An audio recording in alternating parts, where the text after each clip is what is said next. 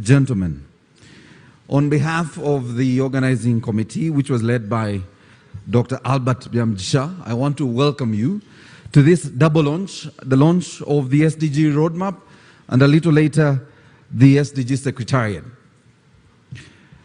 This morning is very exciting for a lot of people, especially those of us who have been part of this journey. And as Dr. Byamjisha will probably say a little later, and all the speakers that will be speaking, it's an exciting time as we reflect on how far we have come and what steps we want to take to move forward as we address the SDGs. So, ladies and gentlemen, allow me to invite the Acting Permanent Secretary, the Office of the Prime Minister, Mr. Godfrey Seremba, to come and make welcome remarks. You're most welcome, Godfrey.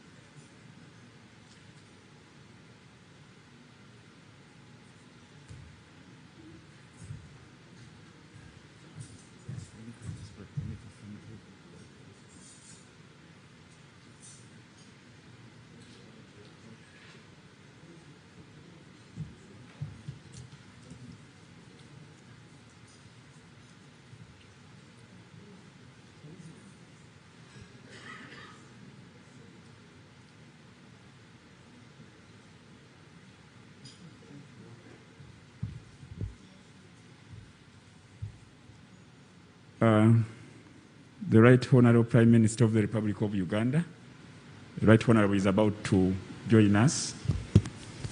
The Honourable Minister for General Duties and the focal point Minister for Sustainable Development Goals in the Government of the Republic of Uganda, the UN Resident Coordinator in Uganda, all United Nations representatives and development partners, representatives from government ministries, departments and agencies, representatives from civil society organizations, academia, special interest groups, our distinguished panelists, ladies and gentlemen, as I have been introduced, my name is Geoffrey Seremba. I'm holding fort of the Office of Permanent Secretary, Office of the Prime Minister, until when Mr. Keith Muhakanis returned to the country to take up the office. It is a pleasure to be present and to also welcome you here at the launch of the new Sdg Roadmap under the theme Sustainable Development Goals, Integration and Acceleration in Uganda, Building Forward Better from the COVID-19 pandemic.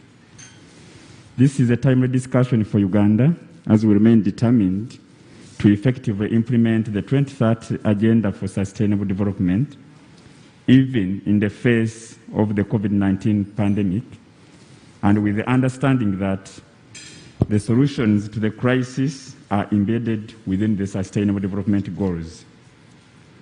Today, we'll also be launching the National Sustainable Development Goals Secretariat Hub within the Office of the Prime Minister under the theme Sustaining Innovation through Enhanced Collaborations for Sustainable Development Goals Acceleration. The Secretariat plays an important role in supporting coordination of Sustainable Development Goals implementation, and the hub will be a convergence center for SDG data, innovations, and dialogue for all stakeholders. On behalf of the government of Uganda, I'd like to extend appreciation to the UN country team for the important role they have played in getting us to where we are today. Allow me, therefore, to specifically commend the United Nations Development Programme for their leadership throughout the entire exercise in reviewing the old roadmap, developing the new one, and supporting its launch today. I also thank the German Corporation and the European Union delegation for the support in the establishment of the Sustainable Development Goals Innovation Hub. I also commend our National Sustainable Development Goals Secretariat at the Office of the Prime Minister for the vital role that the team has played. And to all of you, the government acknowledges your efforts and thanks you. Uganda has been a frontrunner in the implementation of the 2030 Agenda, right from adoption of the goals. When our country held the presidency of the United Nations General Assembly, Uganda immediately put in place a multi-stakeholder national coordination framework with different structures to oversee the implementation at different levels.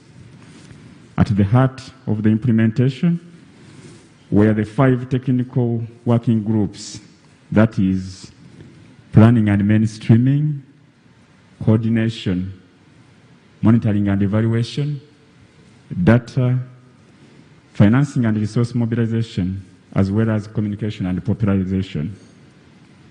In 2018, the government developed a roadmap to operationalize the coordination framework and also appointed the Honorable Minister for the General Duties as the focal point minister for Sustainable Development Goals. In 2019, the Sustainable Development Goals Secretariat was established in partnership with the UN country team.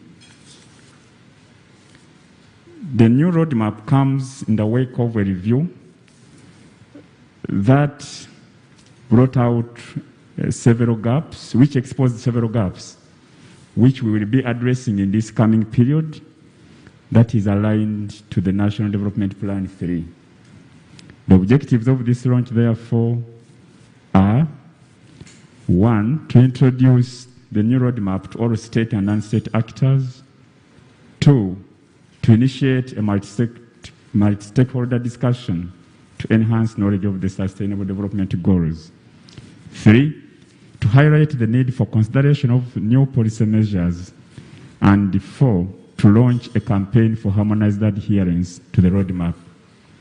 The government of Uganda acknowledges that all stakeholders have vital role to play in the realization of the Sustainable Development Goals. And this particular time in history to help us build forward better from the COVID-19 pandemic.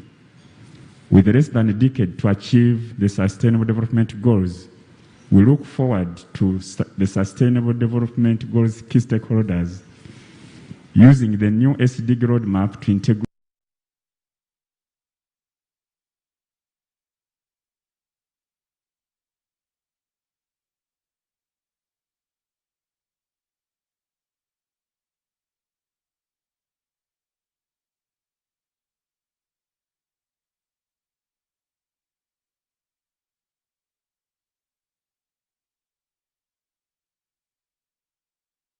the Sustainable Development Goals key stakeholders using the new Sdg Roadmap to integrate and accelerate SDGs, ensuring that no one is left behind.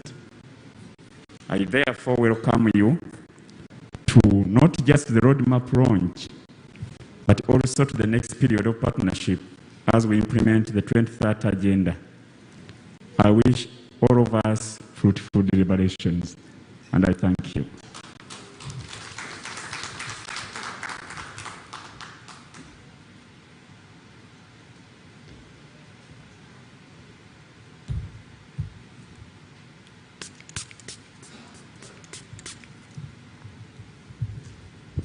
I see these days none of us is surprised. In fact, it's become a new normal. When you don't move with your own spray, it becomes a problem. I apologize, Godfrey. I brought it after, but I have sanitized after you, so I am safe, I think. So, ladies and gentlemen, we will now move to a presentation of the new National Sdg Roadmap. With great pleasure, I invite the Commissioner Strategic Coordination and Implementation Office of the Prime Minister, Mr. Joseph Tejeza, to come and make his presentation. And as you're sharing what we are receiving this morning and tweeting, and I was about to say Facebook, then I discovered it is still blocked. And on any other platform that you're on, please use the hashtag Sdg Roadmap 21. Sdg Roadmap 21. Thank you.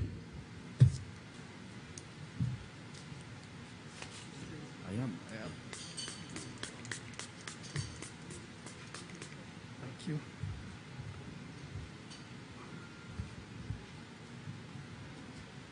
The Right Honourable Minister for General Duties and SDG Minister, Office of the Prime Minister, the United Nations Resident Coordinator, and the entire UN family, government officials, civil society, private sector, distinguished participants, both physical and virtual. My names are Joseph Sdg, Commissioner for Strategic Coordination, Office of the Prime Minister, and I'm here to present highlights of the new SDG Implementation Roadmap. My presentation will involve a background, the previous roadmap review process, the new Sdg Roadmap itself, highlighted alignments and participation, Sdg Roadmap strategic focus, the role of the Sdg Secretariat, and I will end with the new Sdg coordination structure. Right Honourable Minister and members, in September 2015, the UN member states, including Uganda, adopted a comprehensive, far-reaching and people-centered set of universal goals and targets. The SDGs and their corresponding targets sought to build on the achievements of the Millennium Development Goals and complete what they had not achieved. The heads of state and government and high representatives meeting at the UN headquarters in New York committed themselves to the full implementation of these goals and attainment of the set targets by 2030. The 17 goals and the 169 targets which were announced then are therefore what we commonly refer to as the 2030 Agenda. In 2016, Government of Uganda developed a framework to guide the coordination and implementation of the 2030 Agenda under the leadership of the Prime Minister's Office. And this framework was hinged on and aligned to the broader government coordination institutional framework and provided for a policy coordination committee, implementation steering committee, the National SDG Task Force, technical working groups, and representatives from ministries, departments, and agencies, government partners, civil society, and the private sector. The institutional framework for government in coordination was approved by Cabinet in 2003, and therefore what the SDG interventions in Uganda did was to ensure that they are harmonized, all aligned to that broader framework that is the government overarching framework for coordination. In 2018, Government of Uganda, working with various partners, developed and launched a national Sdg roadmap that lasted up to 2020.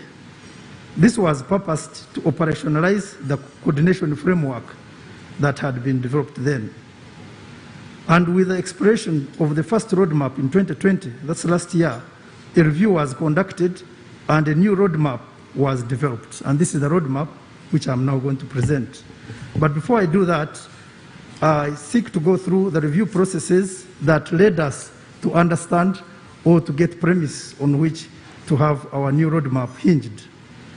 The objectives of the review we held for the previous roadmap were to have the National SDG Coordination Framework and the 2018-2020 roadmap reviewed, and then to see the progress that had been made on the Auditor General's report of 2019 on Uganda's preparedness in the implementation of the SDG, and also to include the recommendations into the new roadmap.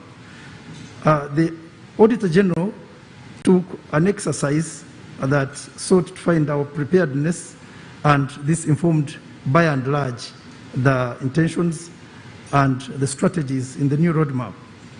And the review was also to establish the extent to which the old roadmap had been implemented, highlighting key achievements, good practices, lessons learned, and challenges, and also to develop a new roadmap for 2021 to 2025. The old coordination framework, like I had mentioned, was premised or aligned or domesticated to to reflect the institutional framework for coordination in the government, but along the way, there were still lessons learned on how we can align it better. Therefore, at the end of the presentation, I'll also be highlighting the components of the old framework, but the layers are the same as is a government requirement. We have the level where technical experts are allowed to converge or to meet and have ideas. We also have the level where the permanent secretaries are meeting or meet to own what we come through or what would have come through. And then we have the level of the Right Honorable Prime Minister, which is the PCC, whereby policy decisions at broader government level are made, and this is of equivalent merit to a subcommittee of cabinet. So all of these, the old one and the new, still subscribe to those layers because they are cabinet pronouncements and we cannot go against them. In the review, the good practices that were highlighted were the establishment of that framework, the coordination framework, the ability to align it and have it work for SDGs, and then the roadmap, the old roadmap that has been taking us up to where we are. There was appointment of the minister responsible for SDGs at cabinet level as a focal point, and also what we commonly refer to as the minister responsible for SDGs. And I'm happy to inform you that during that time we had Honorable Mary Karolo Kurut, and we now have Right Honorable Justin Kasule Lumumba. So the SDGs are well focused and premised at that high political level. And Right Honorable, we thank you for that service and that input. That catalytic role of the Sdg Secretariat over the short term denote its continued parallel but unified existence to support the already overstretched OPM coordination department. Dr. Albert Byamujisha has been leading the Sdg Secretariat, and this has helped government and the department, Directorate for Strategic Coordination, and we thank him for his able leadership and steering it to the successes you always see on TV, in newspapers, and even our assembly here is testimony of that success. So we thank you, Doctor, for that continued success and support to government. There was adoption of the multi-stakeholder engagement approach to prepare the second voluntary national report. We've been engaged in the voluntary national report, and I think many of you have got reports, and you will get more. And these processes take a lot of consultation and engagement, and we're happy to inform you that in the first one, in the first roadmap, these were adhered to, and we have participated in 2 VNRs, which have been successful, and reports are there, and they have informed government planning processes and even our continuity, and also informed this new roadmap. Production of civil society shadow reports, mainstreaming of SDGs in statistical planning, and programs in the country, among others.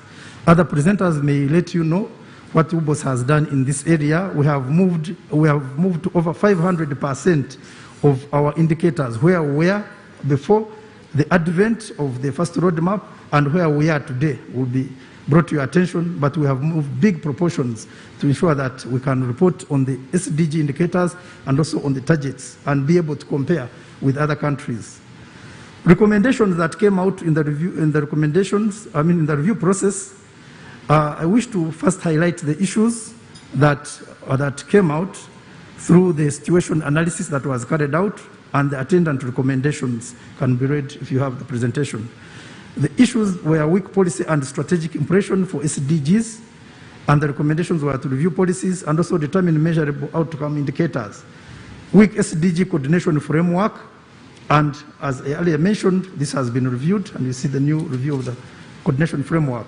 Weak capacity, development and institutional building, weak SDG M&E reporting, unclear sustainability measures for SDG domestication and localization. These were the issues to which attendant recommendations have been prescribed in the presentation. They are detailed, but we still welcome even more as we implement, because these have been done at a broad level to give room for other thoughts and innovations to fill this space. Having done that review and having gained that knowledge of our good practices and having got our capacity issues and the needed recommendations and needed actions, we came into the preparation of the Sdg Roadmap for 2021-25, which is being launched today. And this roadmap is structured around 5 major chapters that give the background, situation analysis, the focus, the implementation arrangements, and how it will be monitored and evaluated. And the objectives of this new roadmap to promote policy review mechanisms, to revitalize SDG technical working groups, to promote localization, to enhance the local resource mobilization, and to map out new partnerships and promote existing ones, potential to harness synergies of the whole of government. During the preparation of the roadmap, there has been a big consideration for alignment and participation. The formulation processes were inclusive, participatory, and evidence-based, involving government, the UN system, and non-state actors, including the private sector, civil society organizations, youth, and academia, among others. The Uganda Vision 2040, NDP3, United Nations Sustainable Development Cooperation Framework, were key reference points for alignment. As you are already aware, from the historical perspective, when we moved out of from the roadmap 1 up to this roadmap, we have had two major shifts from the UN side. We moved from assistance to cooperation. And from the Ugandan side, we moved from sectoral approach to programmatic approach. And those were key considerations as we came up with this new roadmap. And we note that the United Nations Sustainable Development Cooperation Framework has got 3 priorities, which include transformative and inclusive governance, shared prosperity in a healthy environment, and human well-being and resilience. And these have high correlation and alignment to our NDP3 objectives and to our mission and to our goal, which all emphasize transformation, prosperity, and improved quality of life. So these alignments were considered seriously as we developed the NDP3, and even as we developed the United Nations Sustainable Development Cooperation Framework. Right from the beginning of that framework, Government of Uganda was part and actually co-chaired the processes together with the UNRC and government. We co-chaired the processes for development of the Sustainable Development Cooperation Framework, and there was a big focus on ensuring that we are aligned to the vision of Uganda and the development plans of Uganda. And as we implement the governance structures of the Sustainable Development Cooperation Framework, we are mindful of what is coming out in this new roadmap, and these actions in the new roadmap will be attained when we ensure that the counterparts on the government of Uganda have been well structured to align with the side of the UN who are aligned or who are dedicated to the 3 strategic priorities of the United Nations Sustainable Development Cooperation Framework. The strategic focus of the Sdg Roadmap looks at strengthened coordination, strengthened data generation, improved communication, enhanced planning, and integrated resource mobilization as the key overarching themes. And like the Permanent Secretary Office of the Prime Minister had mentioned here, these are the technical working groups that have still been emphasized and taken over from Sdg Roadmap 1 to Roadmap 2. And all actions and all activities and all plans are under this. The one for data is headed by the Executive Director of the Uganda Bureau of Statistics, and they have been part of this process, and I want to thank Dr. Mokiza for this input. And the one for planning is headed by Dr. Joseph Mvawala, National Planning Authority, and also want to thank him for the input to ensure that the planning for SDGs is cutting across all government and is inclusive. And the one for mobilization, for information and popularization, is under the Ministry of ICT, and the Commissioner, Mr. Watasa, has been key on this together with the PS, and we want to thank them for that. And the one for finance and resource mobilization, which is under Ministry of Finance. So that is the focus with all the attendant interventions and actions that will follow. But the key result areas, which I just want to highlight and request that you read the details in the presentation when circulated, are that for the SDG coordination and monitoring, one of the working groups, the key result area is strengthen coordination, M&E, and reporting, just like the name suggests. And for the one for communication, the key result area is inclusive communication, localization, and popularization. And for planning, the key result area is enhanced planning and mainstreaming of SDGs.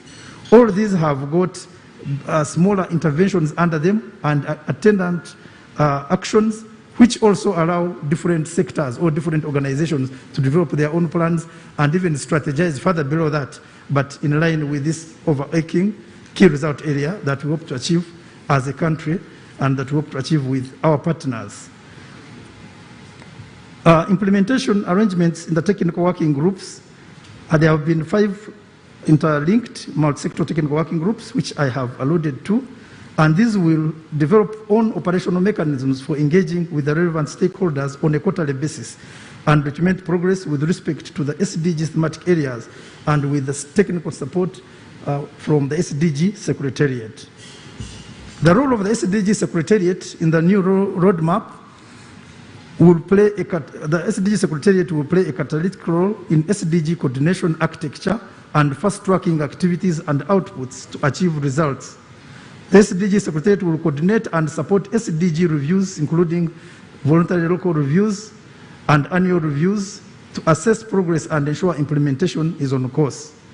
It will operationalize the National SDG Task Force, the Implementation Steering Committee, and the Policy Coordination Committee in the coordination framework. And the SDG Secretariat will regularly oversee the implementation of this roadmap, including monitoring and reporting on the activities.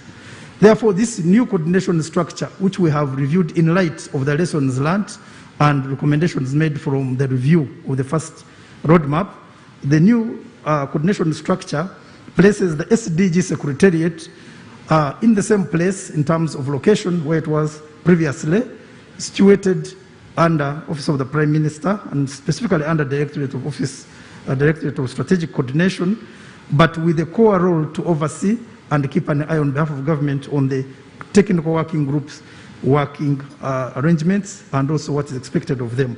But at the same time, the new role of the Sdg Secretariat is that it will move further up to support all the organs across the coordination structure. Previously, we had them located at that level, and they were only managing the technical working groups, and then the Directorate of Strategic Coordination would come in to push the issues up to PCC and up to the Institutional Committee for PSCs.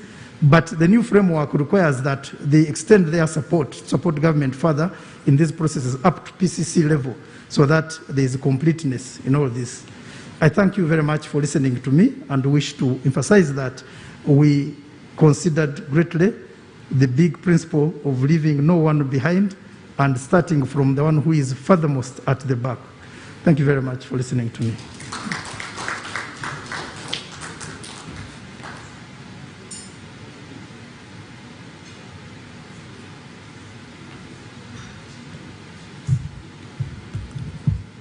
We surely can do better than that. Another round of applause. I noticed that in this room we have several categories of dignitaries, but there's always one that always stands out, and he came at the invitation of the Honorable Minister. Our very good friend Bebe Cool is here. Please stand for recognition. For those of you who don't know Bebe Cool, then you're not Ugandan. Thank you, Bebe Cool.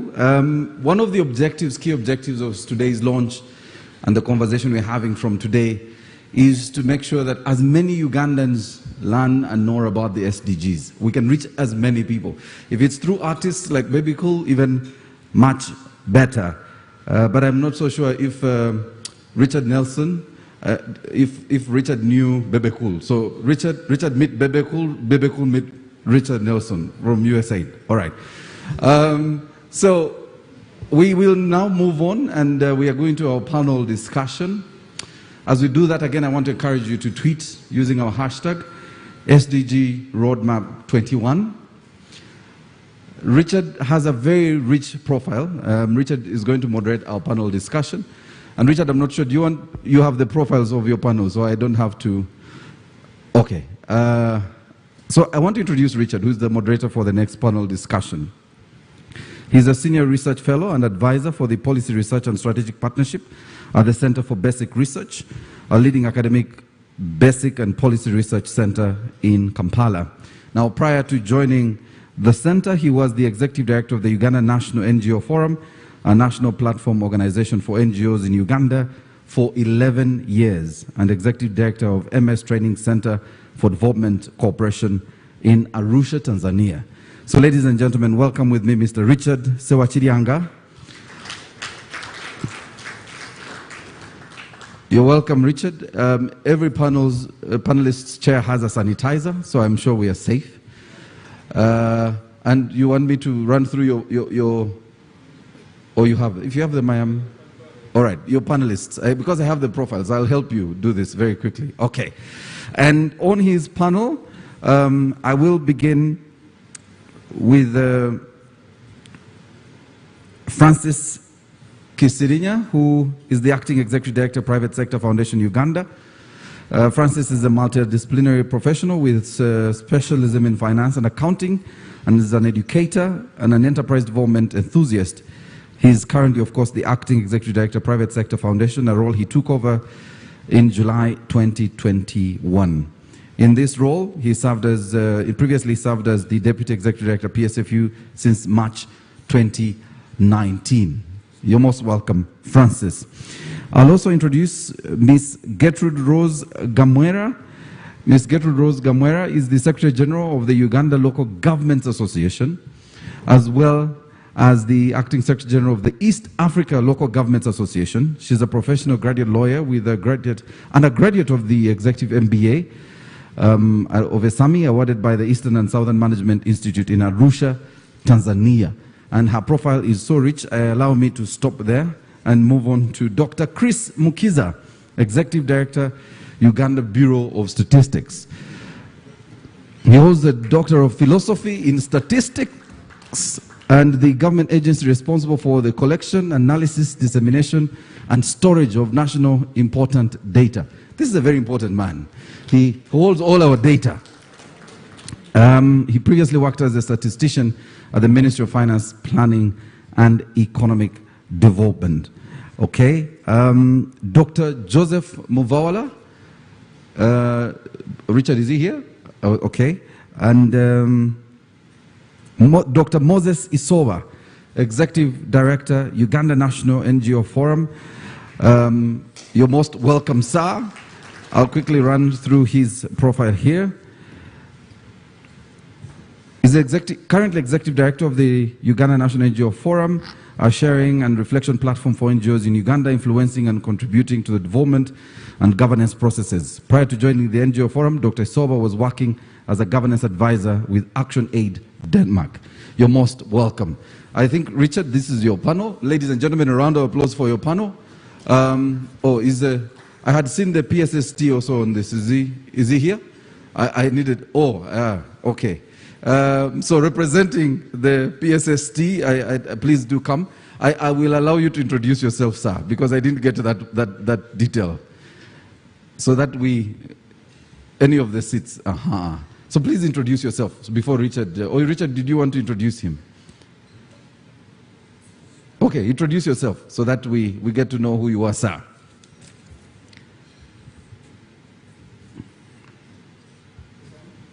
Yeah, it's on.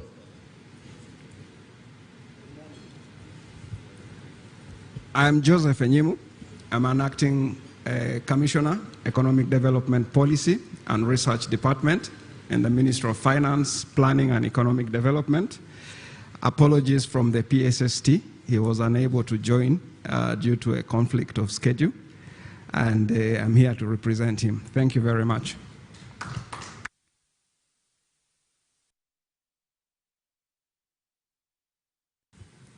Thank you very much, Maurice, for introducing all of us and for introducing this very powerful panel.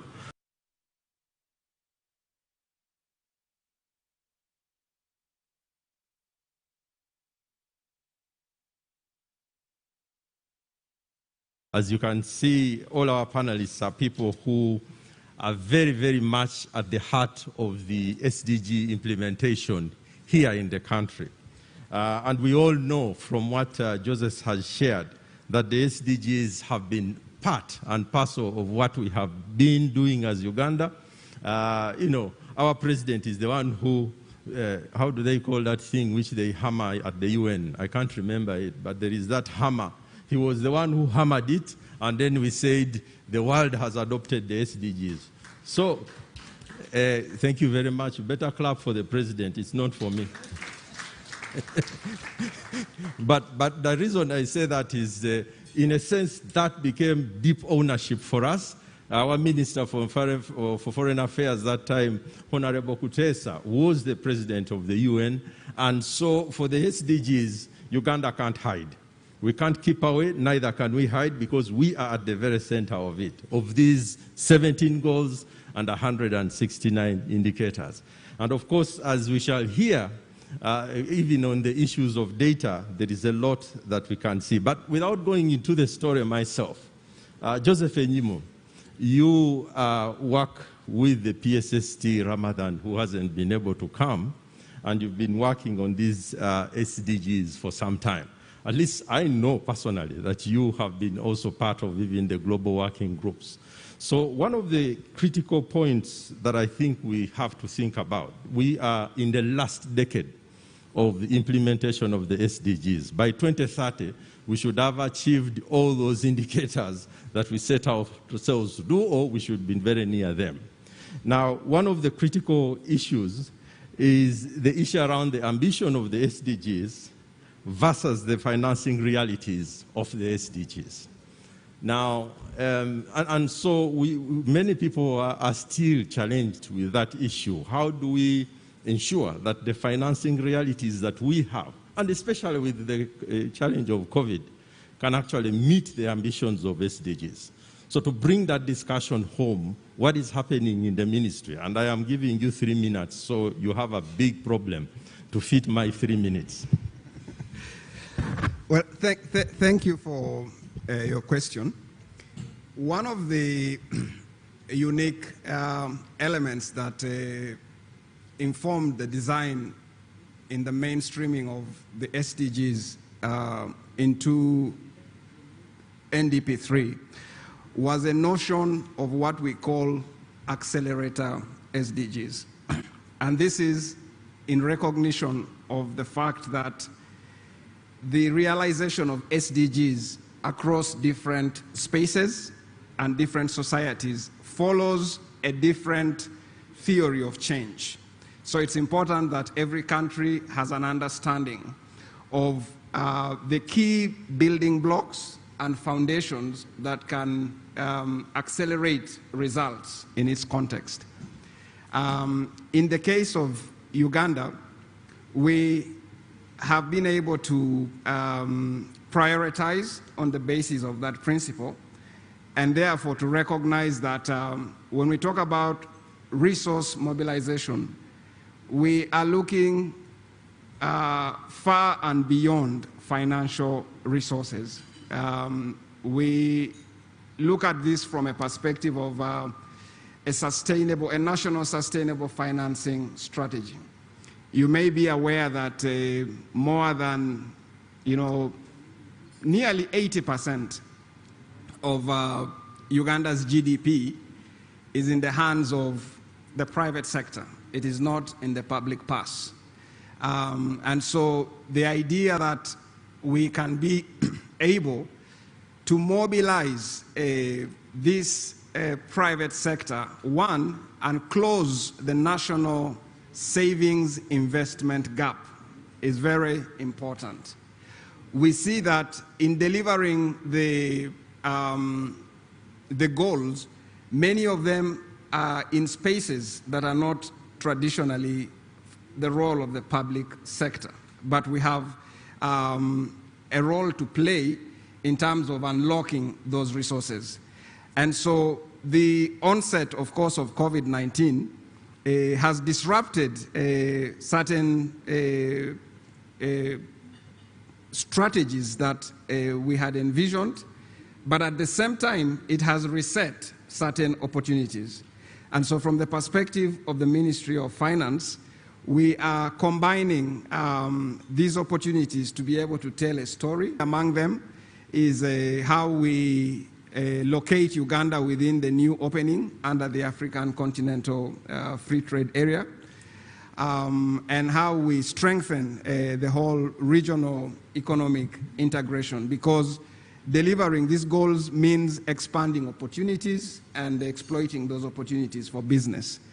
And so we are looking at accelerated implementation of our domestic resource mobilization strategy, which wonderfully coincides in terms of timing very well with the new roadmap. We are also building further on a regional or continental partnerships in terms of markets. You may have noted from the budget speech that a few Ugandan companies are actually now taking on a Pan-African face, meaning that they are able to take interest and show national presence beyond the national borders. The other thing is to recognize that resource mobilization, of course, is on a lot of it, at the end of the day, is about the human resource of a country. There is no greater resource we have than the people. And the whole idea of, for the medium term, how do we lay a foundation in Uganda's very young population to be this catalytic asset for competition within the economies in 5 to 10 years as we focus on this decade of action.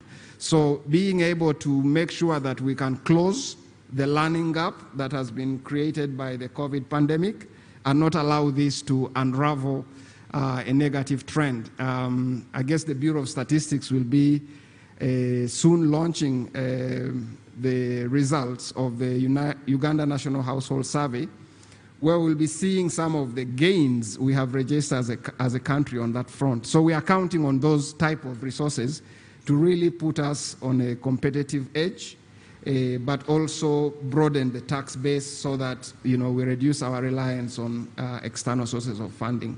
Okay. Thank you very much. Thank you very much. Please give him a clap. The things he has said are very important. The issues around the regional connections and integration, and now that we sort of are working virtually, that becomes a critical point. Domestic resource mobilization. If Muvala was here, I was going to ask him a question around the strategic planning role in terms of how then you organize the economy to generate those resources. But I'll come back, and my colleague, Chris, Dr. Mokiza from UBOS, around data. Maurice said you are a very important man, and indeed you are, because there is no way we shall know if we have reached the SDGs if we don't have the data. And so there is that, which is that we must be able to measure. But what I would like you to speak to us about very briefly, and I think we heard a little bit about how many indicators are now available, but let's hear a little bit from you, how you think data and statistics really can help us to build better. What are the things that we can now see ourselves doing in this building back better, as we have said?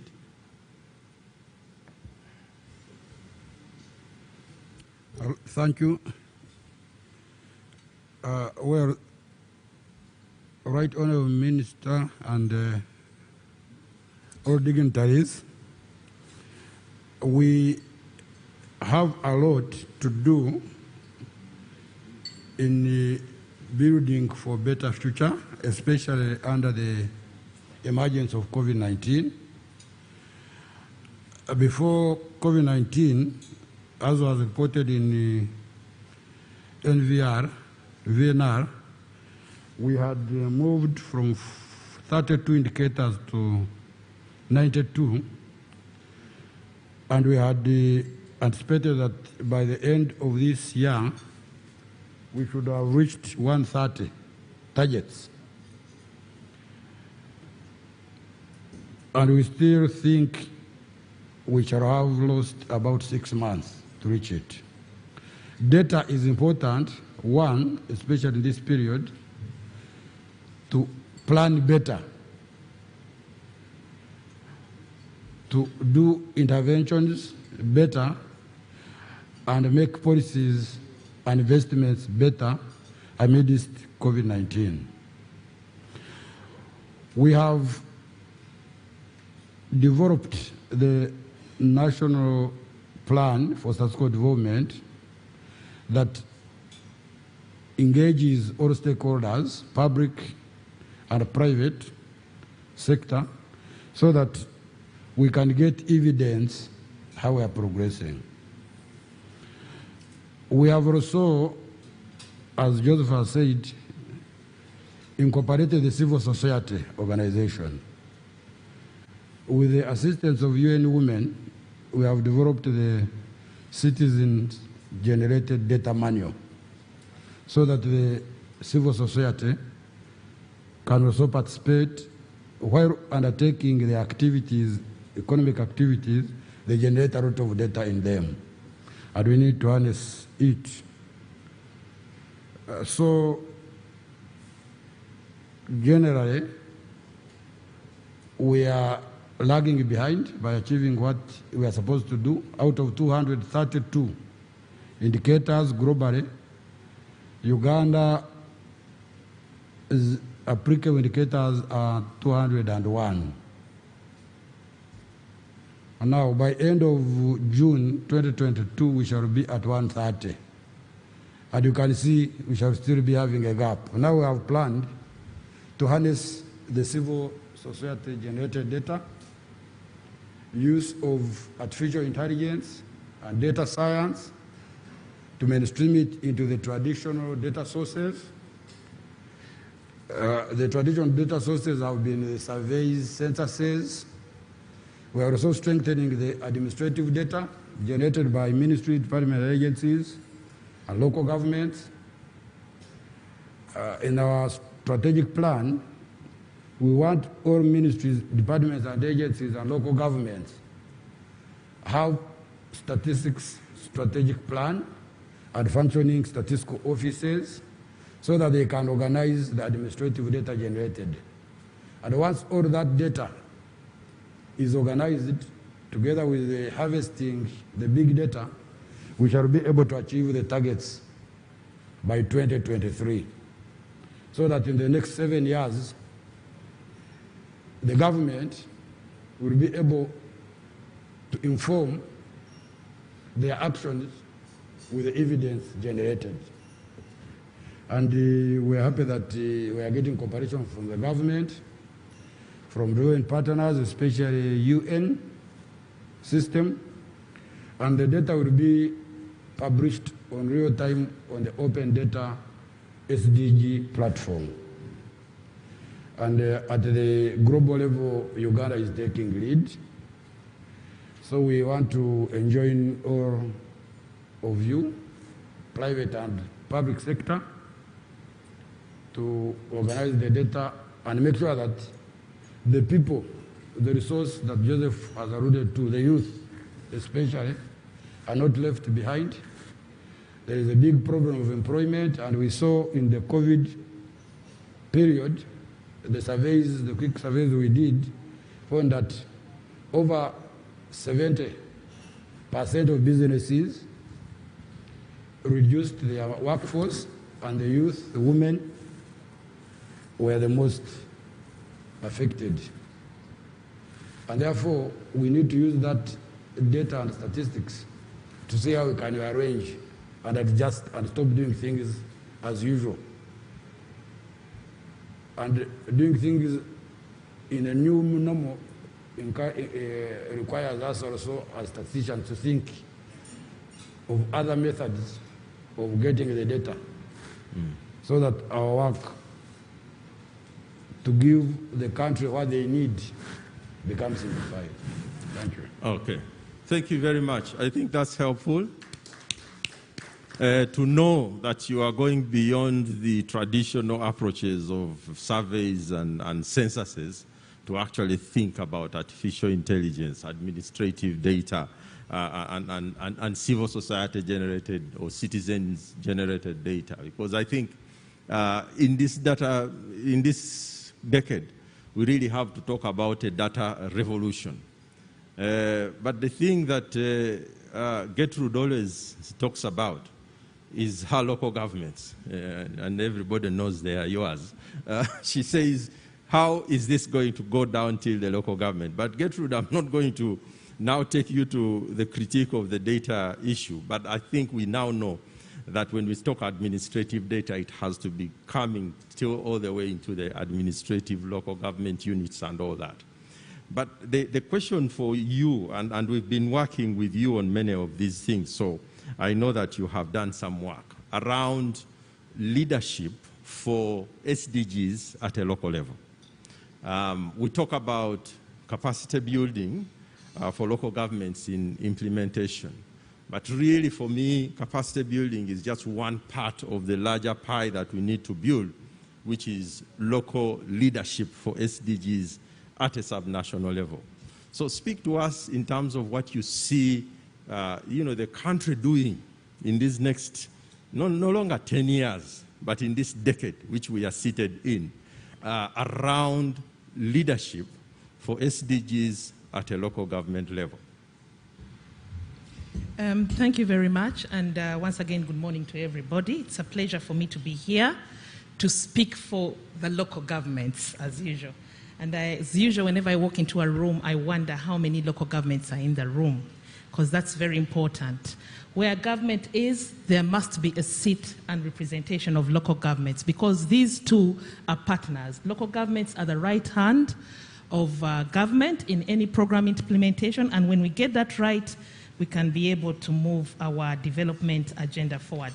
Let me start with a quick statement from our sister network from South Africa, the South African Local Government Association, which hit home and develops its foundations on various statements that have been made in the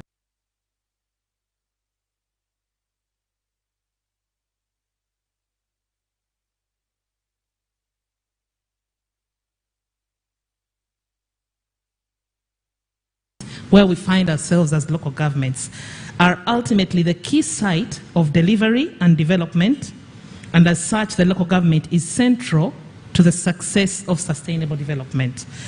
Once we get that statement right, then we can be able to look back home and see how do we look, what is the outlook like for our local governments in Uganda. And definitely, when you talk about leadership for local governments, I'm looking at our new political leaders, recently elected in January. And as I sit today, we are still asking for induction. These are the people supposed to drive oversight, monitoring, coordination, which we are saying are key to the achievement of SDGs at the local government level. Honorable Prime Minister, should not be looked at as a second place. It is a given. It is in our charter, in our constitution, that government says that we are here to run our country together, and for you, the people, we are devolving power and responsibility to get involved. The vehicle we are giving you is the local government. So it should not even be a question whether we should be building capacity, but we should already have done it yesterday.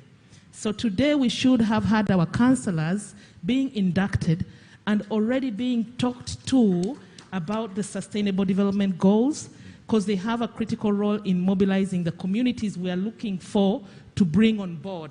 I'm not sure that Bebekul in his Nakawa division has been called by council to talk about SDGs yet. But council can't do that because they do not know where to start.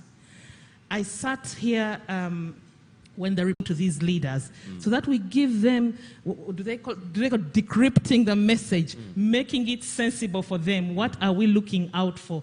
Because the truth of the matter is, when we talk SDGs, these are the day-to-day things they deal with. We're talking about health, we're talking about water, we're talking about education. They understand that simple language. So we need to help bring them on board to work with the technical people to be able to deliver on these SDGs. And no wonder that we are lagging behind, particularly when we are trying to track and see how fast we are moving on the SDGs, because it can't be done alone with the technical people. The local leaders have to be on board. So definitely, leadership for SDGs is very important. We must go down there. We must build champions amongst the local leaders. We've got very, very good outlook in terms of the councils that are coming on board. Very youthful, very energetic. If we give them the information is not yet down there. I saw the coordination mechanism, and of course I've discussed this time and again with Dr. Albert, but I always say that yes, our Ministry of Local Government is there, but the local government voice is not in there. There is the voice of government in that coordination committee. So please let us work with the associations and the local governments who will bring you those leaders you're looking for, and we get the right leadership for the SDGs. So I think quickly that's what I can say for now, and I look forward to moving to the lower place of local government with the SDGs. with governments. Well, as usual, Gertrude doesn't disappoint when she speaks about the issues around local government. But, you know, I've picked your point around induction because I hear that there is an 80%, is it change in leaders? 95, 90%. yes. It's very hard. Oh, my God. This country is very hard, eh? So 90% new leaders. That means that really when you talk induction, especially around the SDGs, maybe Dr. Byamjisha and others' plate is full because this cannot, and now that Right Honorable Prime Minister and Cabinet have decided that there is a parish development model, I don't know even how far we can go now. That means we can no longer just stop at a district and say we have built capacity or we have done anything or we have inducted. So thank you very much, I think, for bringing out the point around induction, simplifying the message, and also the voice of local leadership. Another key point, and now that we will continue to talk, I wanted to hear is this whole question of local economic development. But when I come back in the next cycle, I'll listen to you. But let me go to Francis. Francis, you know, very comfortable, not conveniently, Joseph referred to the private sector as the place where the resources that will drive us towards the achievement of these SDGs are located. But, you know, sitting where you sit at the private sector foundation, do you feel that actually the private sector in Uganda is strategically located to drive this agenda so that by 2030 we can see a meaningful change? That's one. But if not, what are the issues, the critical bottlenecks that we must, you know, overcome so that we can recover and build back better? We know that there was a hit because of the pandemic, but what do you see as the things that we need to do to recover better and be able to play, for private sector to play this critical role? So again, in 3 minutes, just give us a snapshot on that. Yeah, thank you very much, Richard, for the moderation. I think you put it very well, the PS really put it, that as private sector contributes about 80% of the GDP. And this is a role we are aware of, and we also know from the government policies that private sector is the engine of growth. We are not shying away from that, and very clearly we are struggling and moving forward to ensure that we deliver on the SDGs. You've also put it very well that there have been issues that have come along with the COVID, which have really been a bit of a challenge. These were not things that were seen at the time of preparing the SDGs. Indeed, it's very clear, even in the action agenda, it was very clear that private sector resources were going to be very important in delivering the SDGs. And we've been preparing and prepared accordingly. But the advent of the COVID changed the dynamics a little bit, but these are things that are solvable as long as we are able to work together. Of course, today the biggest challenge with the private sector is it has lost a biggest component of its markets. As we speak, private sector only sells about 30% of what it puts on the market, including money. Many of you know that there is money in banks that really cannot be lent out. So this is a big issue. The second thing is that the growth, the economy itself has really been weakened substantially. And as we speak, I think we are talking about 1.1 increase in GDP. This is too small. Now, our attention as private sector is on how we rebuild, how we recover to start with, then secondly, rebuild so that we are able to play our role. Now, one of the things that we see that is so crucial for us to recover is that we should develop and encourage partnerships to thrive. Partnerships between government and government, because if government is not partnering, is not coordinating together, there are a number of things that might get our worry, and I was very happy when the Commissioner Strategic Coordination indicated how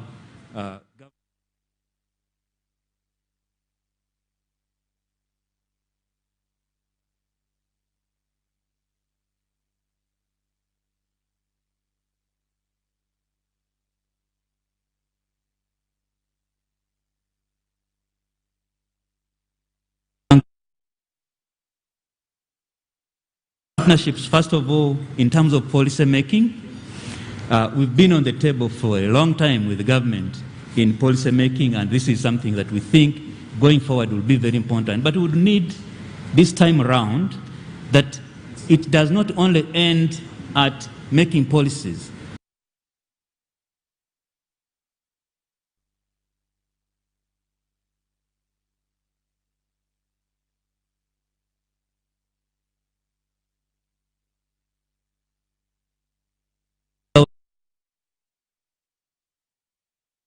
Things could be done to ensure that we rebuild back better. The last area of partnerships that we see is between private and private companies. I've already mentioned that we've had a lot of devastation in terms of our markets. Now, for us to be able to rebuild the markets, we have to rebuild incomes to begin with. So when we rebuild the income, it means that the markets are going to come back. So how do you do that? It will be very, very, very important for us as private sector to create and work with linkages between the small and the big, between the small and the small, between the small and the big, so that as we work together, we all are able to benefit from the value that is being created. Today, I'll give you a good example. At Private Sector Foundation, we are piloting an approach which is creating and bringing out how linkages can work between households, MSMEs, and the larger companies. We call this the lead farm structure approach. The lead farm structure approach is another type of a value chain, but which is driven by a leader. For instance, if you could choose and say we are going to be working on an oil, edible oil value chain. Now, within this edible oil value chain, you choose a leader. So that leader is going to be responsible for driving markets, letting people know what kind of oil seeds should be planted, what quality, how should post-harvesting be done, and then they do the processing and they sell. So along this structure, you have a number of households involved. You have a number of MSMEs involved. You have the lead farm involved. So by doing that, you close some of the gaps that we see happening along the value chain. So by doing this, you can uplift everybody. But having said that, that private-private partnership and also the other partnerships that I talked about, we really need to address a few challenges. Also, in particularly in a way of partnership. For instance, today, as we speak, the business community is suffering because there is no appropriate capital. The capital we're using before is no longer appropriate for the circumstances under COVID. Look at a situation where you borrowed money and established your business. You started doing business. Then all of a sudden, there is COVID, everything's locked down, your suppliers are not buying, but you have all these costs to pay. So you end up utilizing all your working capital to pay all those costs. So you have a factory now, but you don't have working capital. What type of capital do you need to rebuild? Is this the normal money that comes from the bank, or it should be another form of money that can help you to rebuild? So we need partnerships and thinking around what type of capital that should now be utilized to help rebuilding businesses. The second area where we see a bit of challenge, and it's good that the PS is here, is in terms of policies. Now, we are driving to rebuild the economy, and the government has all these extensive burdens on expenses for COVID, for this, for that, for this. So all of the time is that government has got to be looking at how does it raise money. so it can raise it from taxes, and they have done a very good job last year, increasing taxes. But unfortunately, when you increase taxes, you're rebuilding or you are increasing the cost of doing business in an economy that is already weak. So we really need to work together, private sector and government, to say all of us are focusing on rebuilding our economy. How do we do it without one affecting the other? So that will be extremely crucial to do. In addition to what sort of fiscal policies are actually helpful. The other day I was sharing with a group at the budget strategy launch, where the private sector is concerned about the huge appreciation of the shilling recently. It must be good news, yes, but unfortunately it also has a bad side. The bad side that it has, we are trying to push boo-boo, buy Uganda, build Uganda, import substitution. Now, every time your dollar is too low, it means imports become cheaper. So what should the business community do today? Should they concentrate on boo-boo, or should they import so that they make more money? So these are some of the things that I think partnerships that can help us to actually address. And I thank you very much. Thank you very much, Francis. And I know that I saw that the other day, Her Excellency LCA Tafua and your chairperson launched the private sector SDG forum. Yes. So I guess that this will be a good forum for us to also start thinking through the innovations you are talking about. Some of them need to be debated, especially around the role of, what do we now need? Capital, stimulus packages, or what is it that is needed for the private sector to play its role? The issue around what kinds of policies should we now start looking at? Are there things we need to do differently because the world has changed? And so thank you very, very much for taking us into that direction.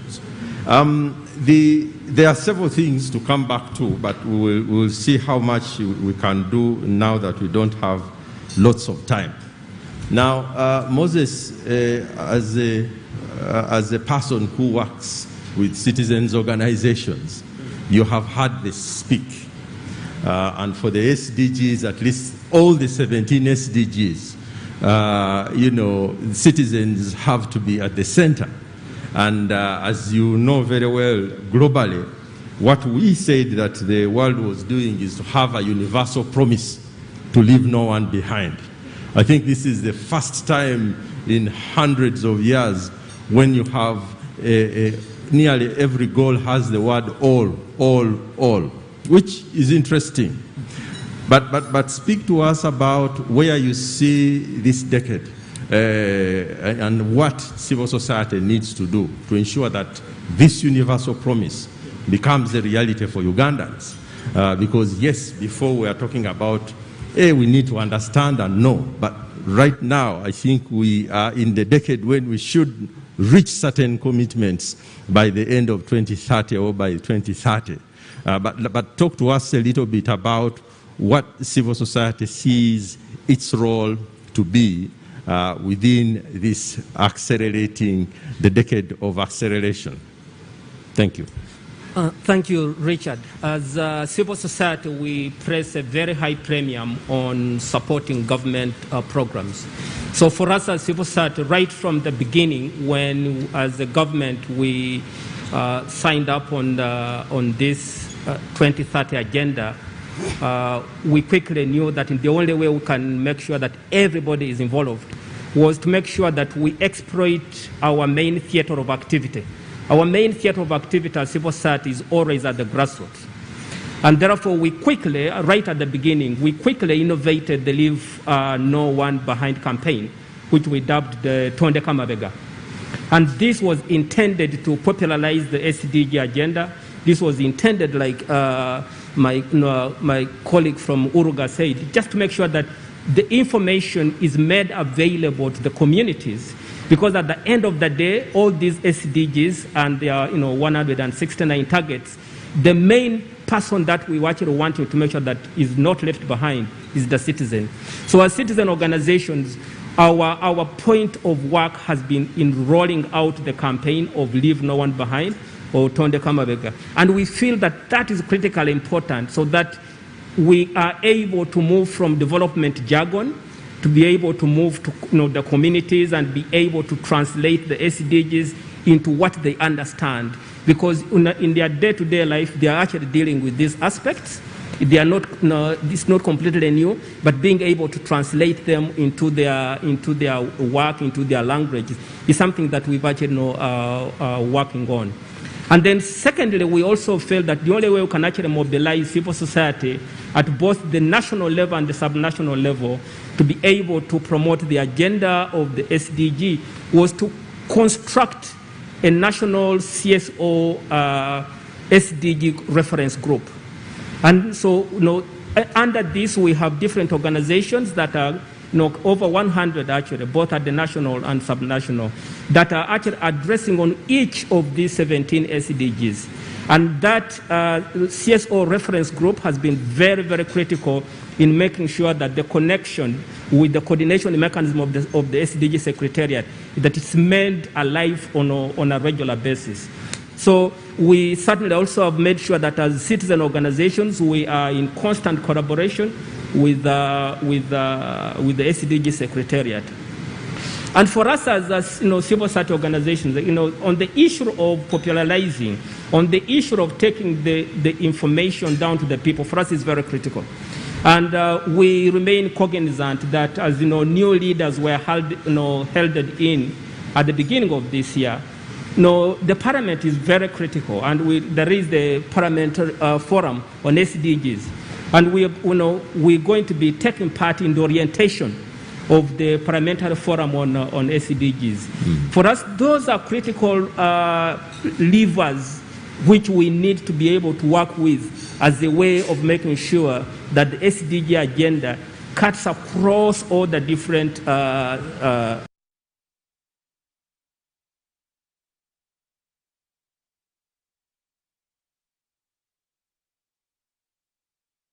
sectors. Thank you very much, Moses, for that. Moses also deserves the clap. But I need to check very quickly with the audience if anybody has a question, because I have many questions, and but I shouldn't be the only one speaking. So if anybody wants to say something, please put up your hand. Bebe Cool wants to say something.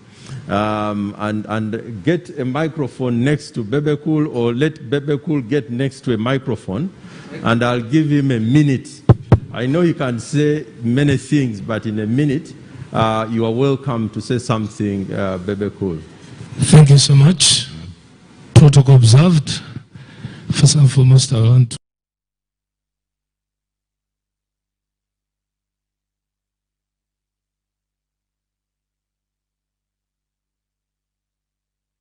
which is the biggest problem as we speak. I got my invitation yesterday by 4 o'clock, and it took me maybe 2 to 3 hours to do some small research. My education level in Uganda here is senior 6. 25 years in the music industry, and my art is people. I'm a supporter of the NRM government because I've seen the achievements, but I'm also attached to my people because I get paid by the people of Uganda. In the little research I did on this program today, I like to be frank. Most people call me controversial. Let us put our hands together for the lady here next to you. Ladies and gentlemen. She's called Gertrude. Gertrude, ma'am, thank you so much for that presentation. We need to have the right people on the table. And the right people are the people that these programs are designed for. So who represents those people? The councillors, the last person on the ground. Number 2, these programs are made and designed for people who have studied English. Yet they are meant to help the people who speak different languages. If communication is a key factor, try to find out how do people communicate, it is in their languages. Unfortunately, this resolves from the top. The world is divided into two types of people, the rich and the poor. And it will go to governments or countries. Here they are the G20s, and then the others. The others, I will put the African Union to represent African countries. So, one of the biggest problems for the G20s, they are lucky. Most of them speak the same language in their whole country. When you come to Uganda, we speak more than 30 languages. What is government doing to interpret this information directly in those languages, if you really want people to understand? Then, I noticed that maybe I waited for somebody to talk about it, but no one mentioned anything to do with money. Yesterday when I did some research, the number one SDG was no poverty. Good. At least that was good research. Yes. Now, even if I went to the second one, which I think has everything to do with health, no hunger or something like that. These issues are all rotating around money. And if we're talking about money, we're not going to talk about money only when it comes to the government of Uganda. We're going to talk about money when it comes to even where the government of Uganda sometimes gets money. If Uganda is being lent money at a very high rate, okay? If I interpret that into a local bank lending a farmer at a high rate, then isn't the farmer going to get out of business? Of course, yes, he's going to get out of business. Or, if you look at it on the level of the government, I understand the G20s are borrowing at 0 rates, while the African countries are being given at a very high. You people who have studied these things, you know better. Yes, they will tell you. Now, if there is no hospital in Koboko, how is government going to put money build a hospital in Koboko, yet it is focusing on paying back a debt? So we should have these questions set for the right people in these meetings. Seriously. Because you're here saying you want to popularize these SDGs. Yes, I'm here and I would love to popularize them. But I don't want to shoot the government's foot. When you popularize a program like this, you're asking people to demand for those programs for their rights. Okay? And once you do that, then I'm going to ask government, why isn't there medicine in this hospital somewhere in Mbarara? And then the government is collecting money to pay debts, while the G20s are there enjoying their trillions as they borrow at 0 rates. And for me, I'm working, my GDP is so small, the economy is bad, but I'm also focusing on paying back the debts instead of trying to put down that money and give it to the banks and the farmer so that they can borrow money maybe at 4% and then private sector works. Thank you so much. Thank you very much, Bebe Cool, for raising those points. I have some people who are going to answer you. One of them is called Joseph Nyimu. He deals with money every day. So you have heard the question. This is about money. So you have to find a way of translating your discussion into a simplified discussion around money. Any other points on the floor? Anybody wants to say something? Or we only had, okay, there are a couple of others. There's a gentleman, yes, please go ahead. Anybody else? We'll just take those because I want to come back to the panelists and then we proceed. Okay. Thank you so much, Mr. Moderator. My name is Edwin Mumza. I'm the new president of the Youth Coalition for SDGs in Uganda. I appreciate the team, the panelists, but someone talked about the involvement of young people in promoting the Sustainable Development Goals. which is very critical. Someone was mentioning about building capacity of the key stakeholders, especially in the new normal now. How is, especially the gentleman from UBOS, are you engaging, I would be specific, the youth, the young people, in building their capacity to understand how they are able to be engaged, especially you talked about issues to do with digital and data processing. How is UBOS supporting government, specifically the Sdg Secretariat now, to ensure that the youth are involved, are not left behind when it comes to understanding the sustainable development goals? Thank you. Okay, thank you. I have one more hand. I think that's all. At the back, extreme back there. Yes, very quickly, and then we'll come back to the panel. Okay. All right. Oh, you want to use the... Okay. Good morning, good people, and good morning, SDG champions. My name is Robert Chigongo from the Youth Coalition for SDGs. We are here gathered to launch the roadmap. But how are we going to achieve the SDGs when there is no civic space? Civil societies have been cramped down. How are we going to implement them? We are talking of partnerships. Government and the United Nations need civil societies and the private sector. But it's the civil societies that bridge this gap. How are we going to achieve this? Let's not close our eyes to the facts that civic space is shrinking. Today is the International Day of Democracy, where SDG 16 must be reflected. SDG 16 is talking about peace, justice, and strong institutions. We can't have strong institutions without civic engagement and civic education. We can only be successful in implementing SDGs if there is civic space. How are we going to address this issue? Thank you. Lastly, I want to wish happy birthday to His Excellency the President of the Republic of Uganda, General Yoweri Kaguta Museveni. Okay. As he graces,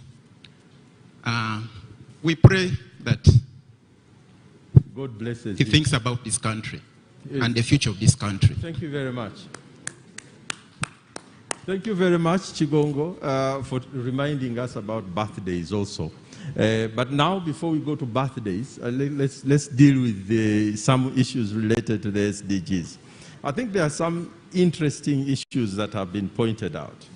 Around the issue of money, I want you to, at least for you, Joseph, is a couple of things need to come out clearly. One is this whole issue of financing. We know that, SDG financing is not about financing goals only.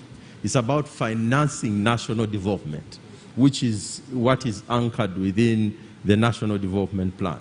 So I would like you to speak about the issue of financing a little bit in terms of his question practically. What do we do about resource locally? You talked a little bit about the mobilization, but also speak a little bit about the key point he made around debt servicing and its role in terms of what it does for our own service delivery and achievement of SDGs. So you will have a couple of minutes to do that, and then we shall move on to another panelist. Thank you very much, and also for fielding those questions. In light with the appetite for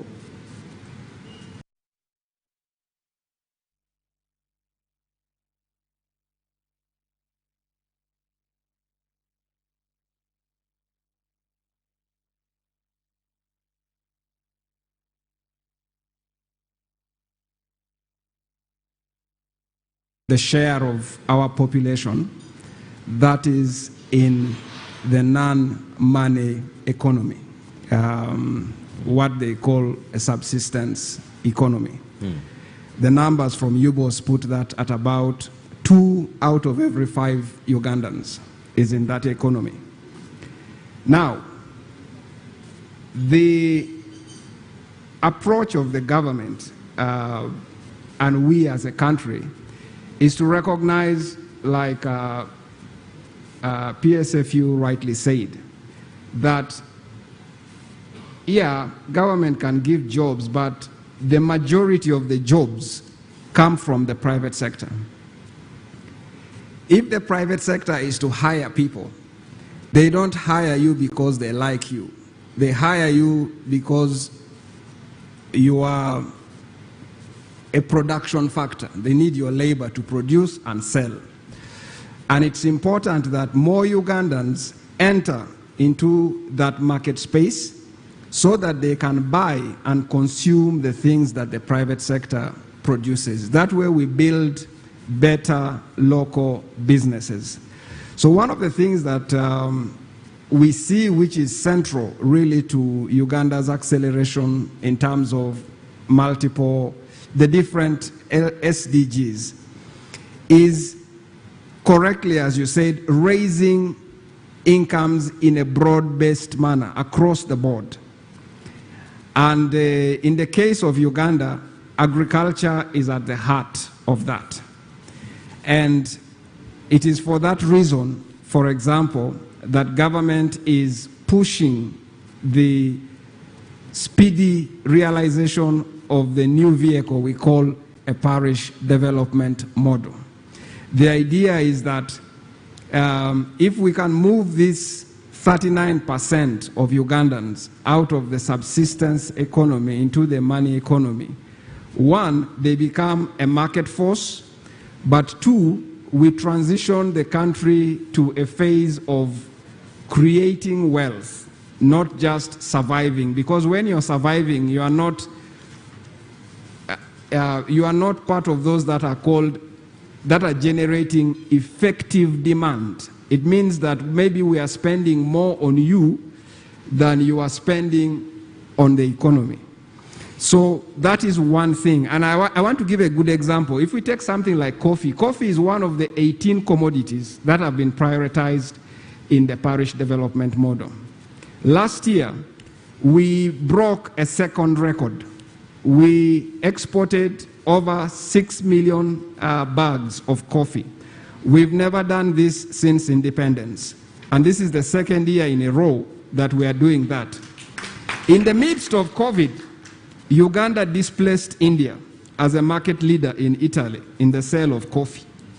So it is important that there are casualties in this COVID situation, but they are winners. In Uganda, out of the 146 districts, I think 113 grow coffee. So we are talking about inclusive opportunities. 4 out of every 10 households farm coffee. So when we perform very well on a commodity like that, we create income generating opportunities. But for these farmers to grow coffee, you need to sort out, because coffee is grown on land.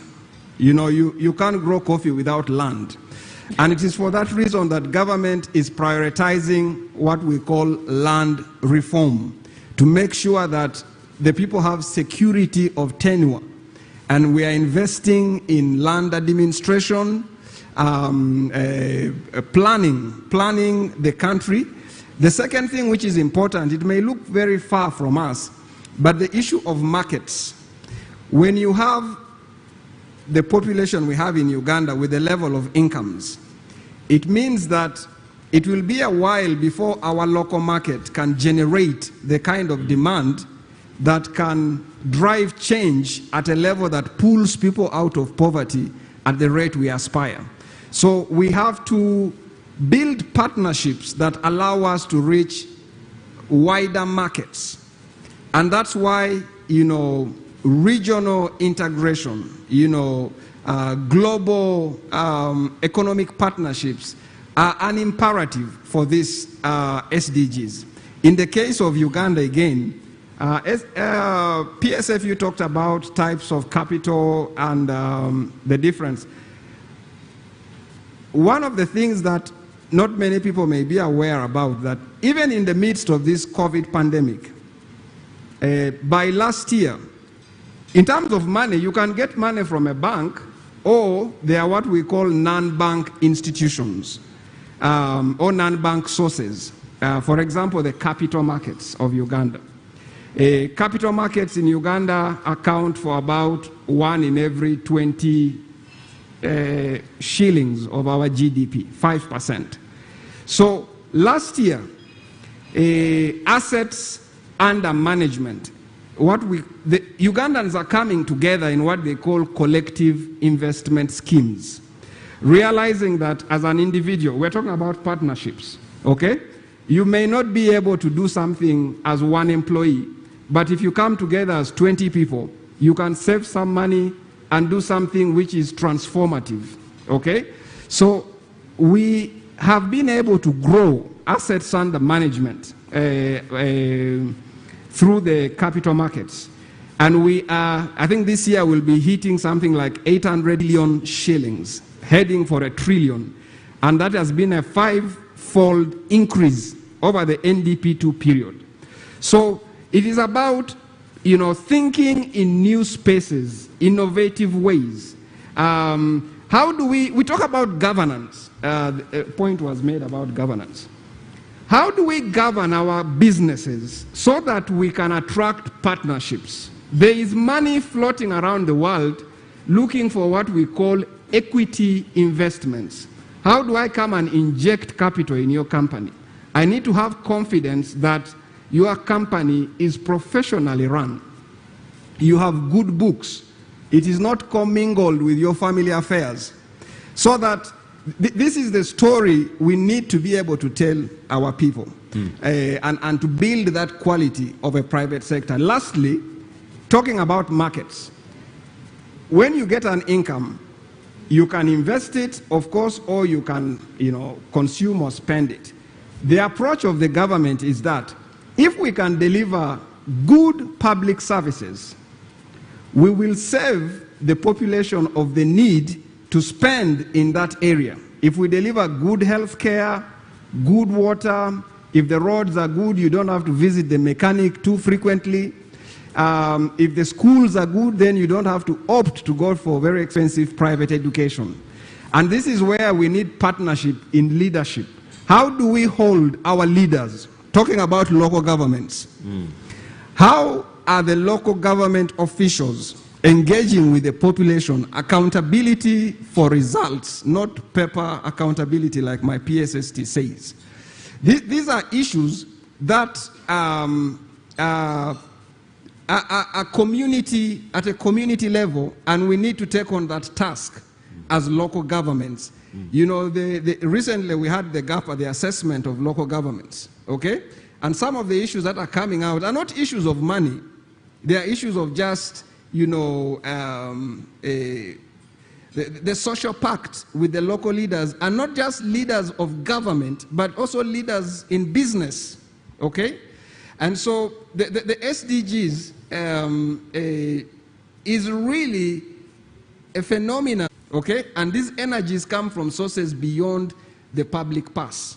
Okay. And it is as those energies prosper at the household, on our farms, in our SMEs, that the treasury grows, and we don't have to put a lot of pressure on PSFU, like has been said. Thank you very much. I think that's the response I can place on this. Thank you very much, Joseph. I think that's been helpful, and we have about a few minutes to close this panel. But I think the issues that you've raised around wider markets, the assets that are with people that we must exploit, the issues around how to govern, including how to govern businesses, the issues around partnerships in leadership, including how to leverage a much more accountable system, both at a local, community, and all levels.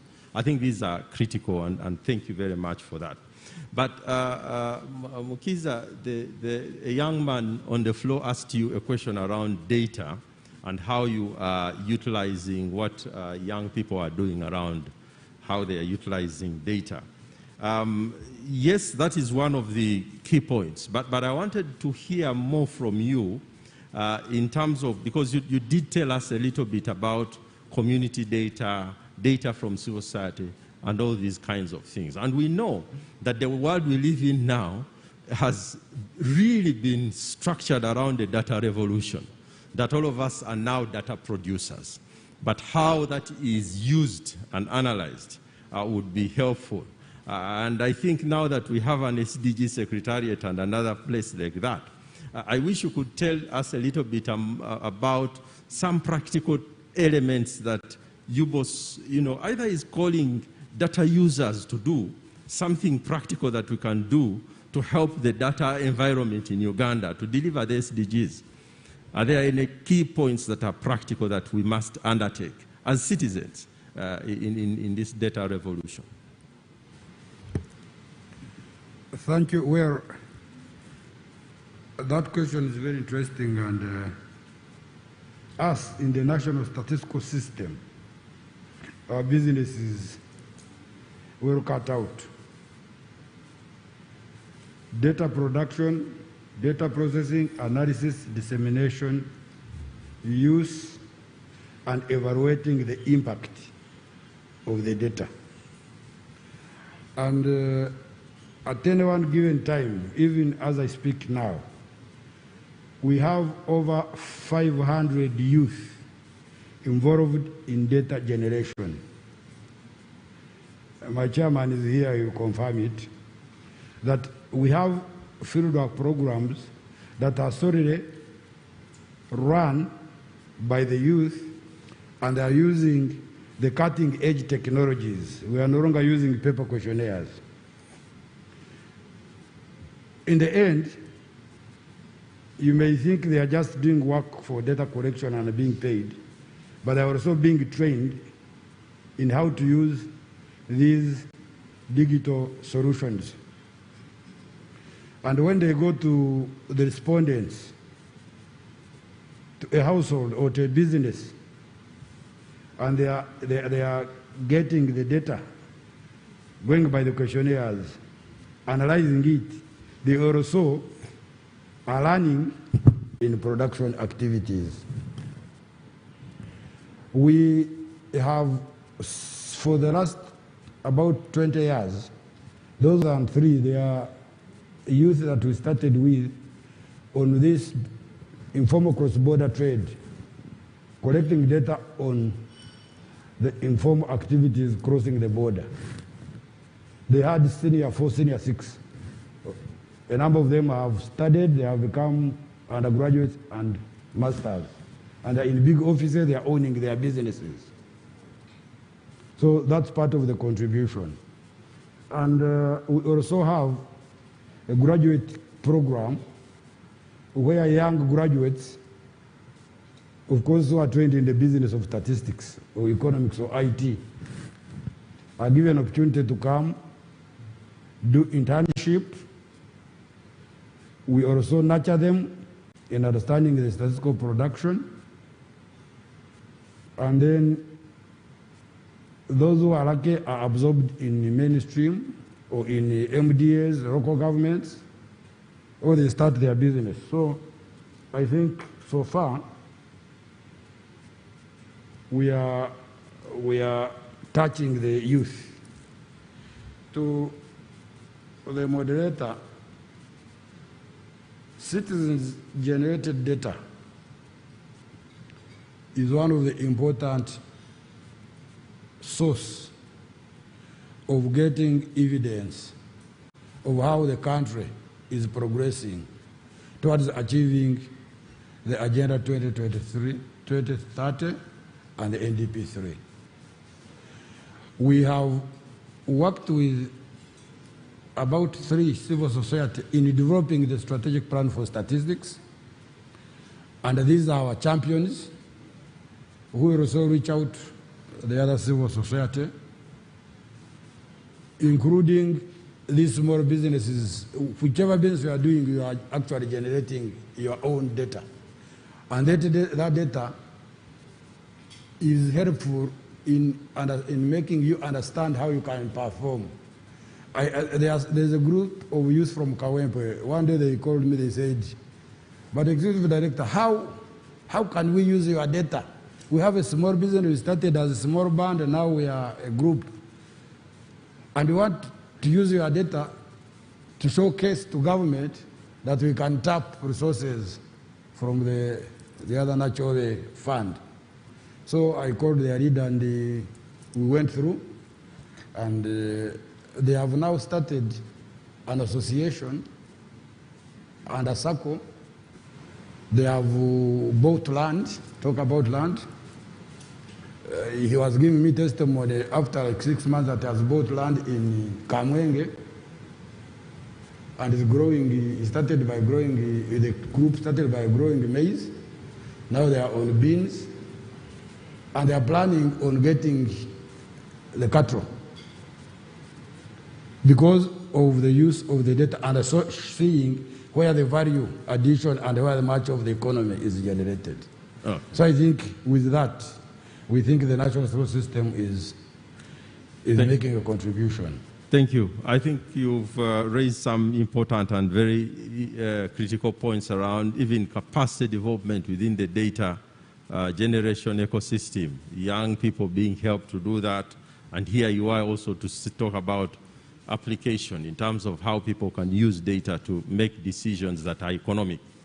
But we would now want to move on. Gertrude, you did speak about the issues related to simplifying, to continuing with the leadership. I think everybody agrees with you.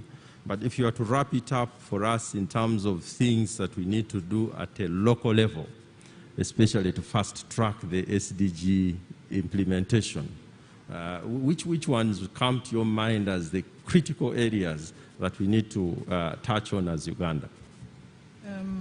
Thank you very much. Well, when it comes to SDGs localization, I think for me the first point of entry for government would be to revisit the outlook of the NDP3 and make sure that local governments are well positioned to partner with government in terms of driving the programs. Why I'm saying NDP3, because I know that they've worked a lot to align the NDP3 to the SDGs. So we need to have local governments well positioned. We are having an annual negotiations process with the different ministries. And Honorable Prime Minister, the biggest question is who is coordinating government implementation at national level? Because what came out clearly is that even the Office of the Prime Minister we thought would be coordinating is actually implementing. So there is still a big coordination issue around there. Then the local governments have been bundled into a corner called regional development, and yet this is more of an affirmative action. So what are we saying in the NDP? I wish Mr. Mvawala was here. This is very critical. Let's go back to NDP3 and make sure that we've positioned the local governments right. When we have done that, we are requesting government and Ministry of Finance find money for induction of councillors. They are running business. We are asking them to be accountable. We are asking them to deliver good public services, but they don't know. They are new. They don't know how to drive that agenda. Can we get that money tomorrow, right, Honorable Prime Minister, and have our councillors inducted? Then, from there, of course, we'll build curriculums around awareness creation, very vital, decrypting the messages, let the leaders go out and mobilize the communities, using the right medium and communication, use our local radios and all that. We have endeavored to do some translations. We want to thank UNCDF a lot for the support through the DINU program. They've helped us, local governments, of course, we've worked with NGO Forum, to decrypt some of these messages, put them in local languages, under the Northern Uganda program, we from that program, and onboard it into the national plans of actions for SDGs to take it further across the country. Human resource and skilling is vital. We were still talking about statistics and data, and there are two things that came out. If we are going to grow our economy and help achieve the SDGs, run the parish model, you've gone down to the parishes, you do not have the people, we've talked about the trade and all that. There is a proposal, we are proposing have assistant commercial officers at the sub-county level. Because what you have in the parishes, with due respect to our officials, are more of administrative, clerical officers. We need people who are going to give strategic direction for those programs to be able to be successful. So skill the human resource, find the right officers positioned there, tool them. Planning units. Planning units are very weak, yet they are very, very vital for SDG localization in terms of planning and strategic implementation at local government level. They need the right officials there.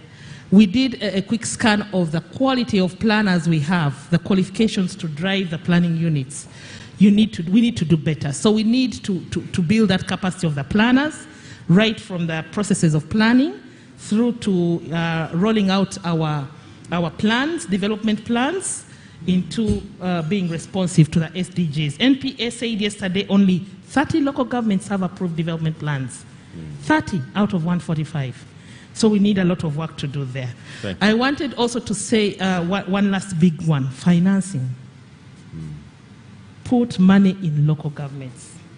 I'm requesting government to take that leap of faith. We cannot keep operating at a budget of 11% to local governments, and of that 11%, we only have around 2% left for development. The rest is going into administration and recurrent. We won't have results. We will continue getting the 36% performance. So let us do better and be able to build a capacity for local governments to deliver. Thank you very much, Gertrude. I think Gertrude has helped us to sort of get some punchy points around what we need to do at a local government level.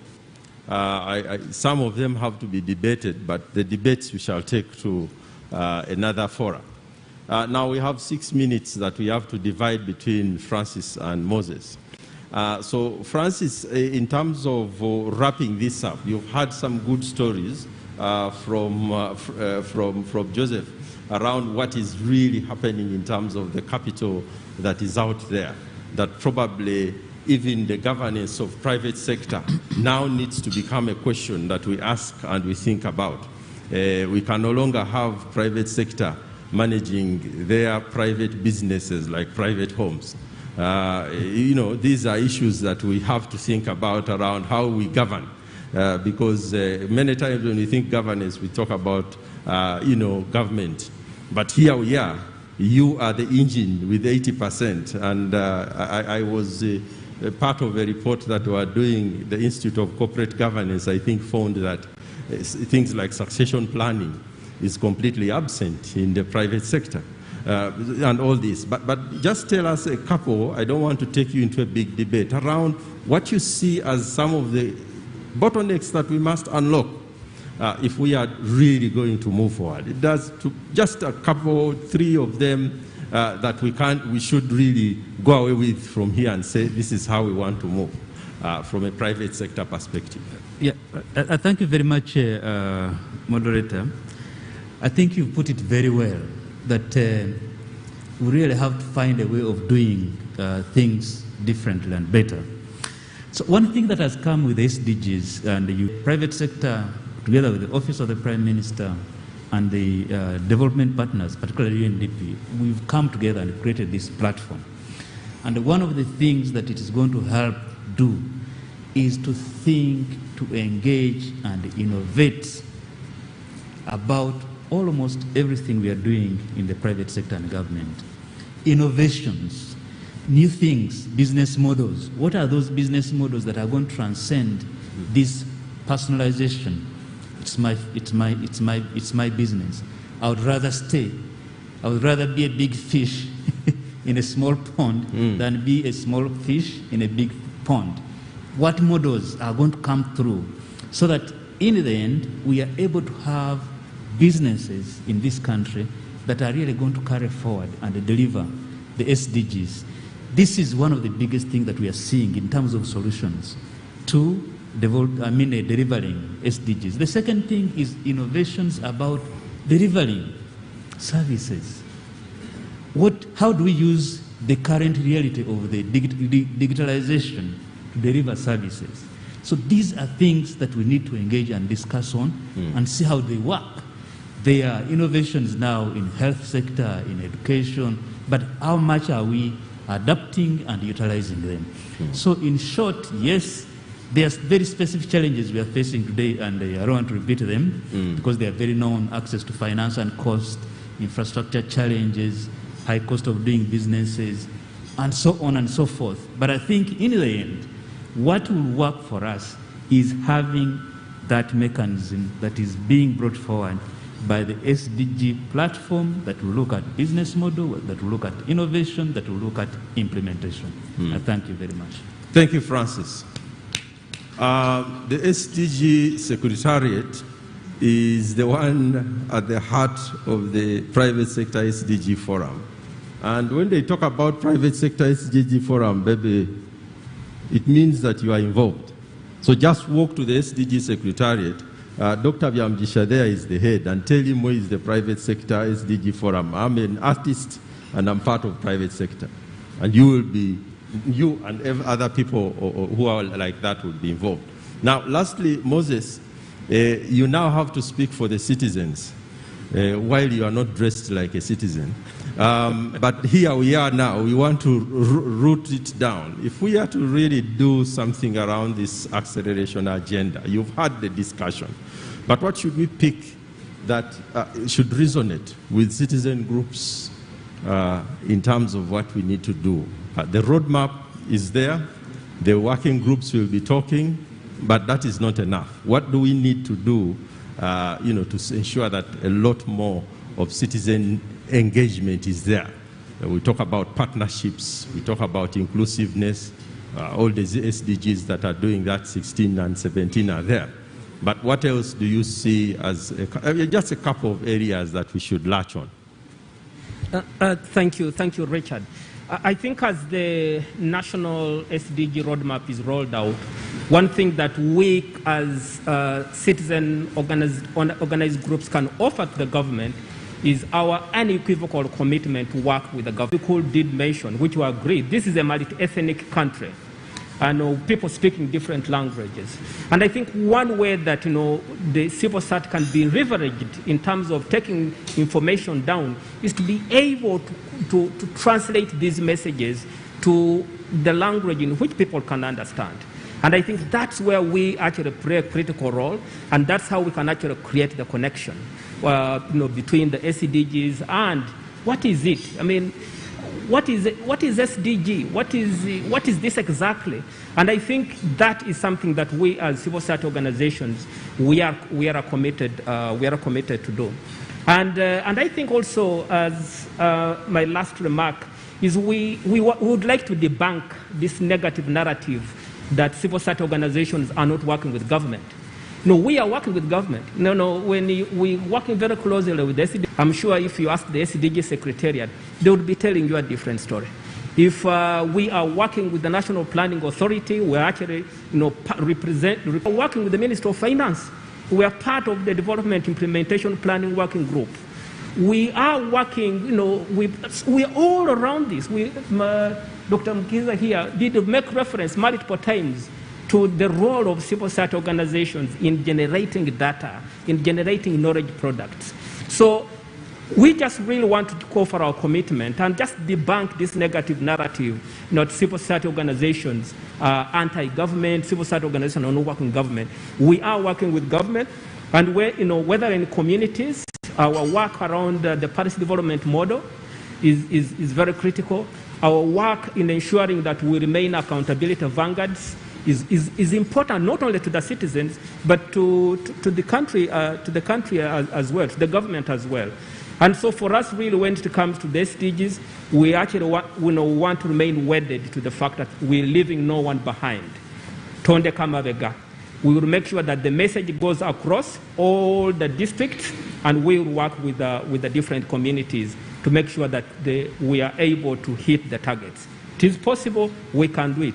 And as you said, when it comes to SDGs, the government of Uganda cannot hide. We were there as presidents of UNGA. We were there really in the midwifery room of this SDG.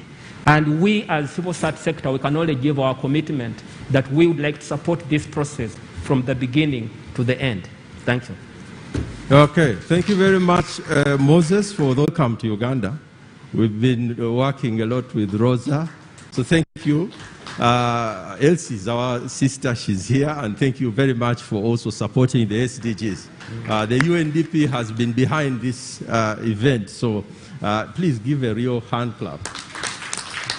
At least those who had breakfast like me can speak. Now, of course, the Emeritus Secretary General of the NRM, Right Honorable Justin Lumumba, is now our SDG champion. Now, what that means practically is that she's going to be at the forefront of the localization. For us, our job will be to cheer her on, work with her, and make it becomes a reality for everybody.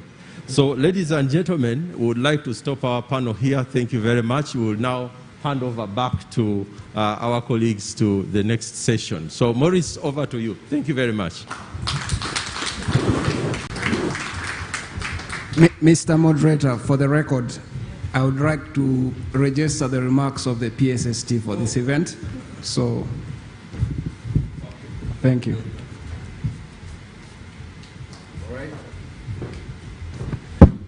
All right, another round of applause, ladies and gentlemen, to the panel.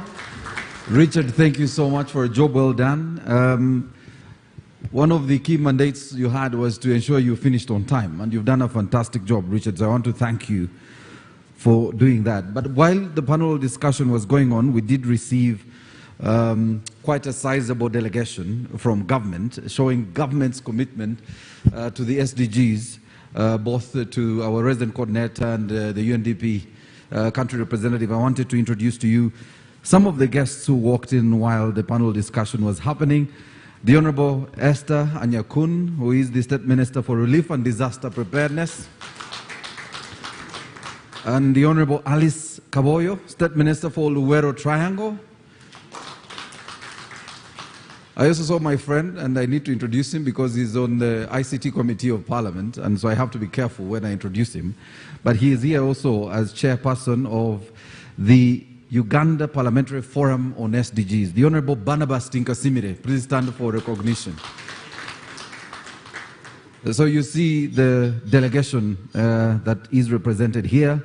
But I also want to mention, since they mentioned the former Secretary General's office, that we have the chairperson of the Women's League here, the Honorable Lydia Wanyoto. Yes, there she is. And I must say she's an SDG champion, whether she's speaking on Capital Gang or on any of the other platforms, including at UBC. She's always driving the leaving no one behind agenda.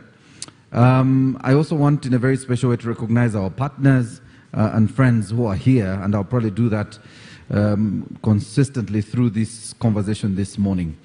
I also wanted to mention that we have a virtual audience. This is a hybrid event. We do have very few people in this room because most of our guests are online and they're joining us via the other platforms that are available, but also watching us live on TV on the national broadcaster UBC and NTV. And that is live, so everyone who's at home is able to watch what's happening here, because this conversation is about everyone in this country. Now, allow me introduce our next speaker, and just introduce that we've moved to our second session, which is really in conclusion of the launch of the Sdg Roadmap, and as we also plan for the launch of the Sdg Secretariat. I want to introduce our next speaker. He is a team leader, the CEO Summit, and incoming board chairperson of the National Social Security Fund. Ladies and gentlemen, introducing Dr. Peter Chimboa to come and make his remarks as our guest speaker. You're most welcome, Doctor.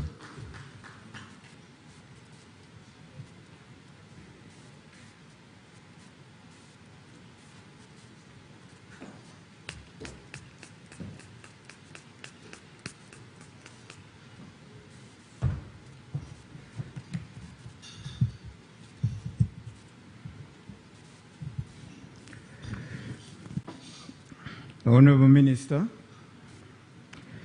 and also the UN Resident Coordinator, and all the distinguished guests.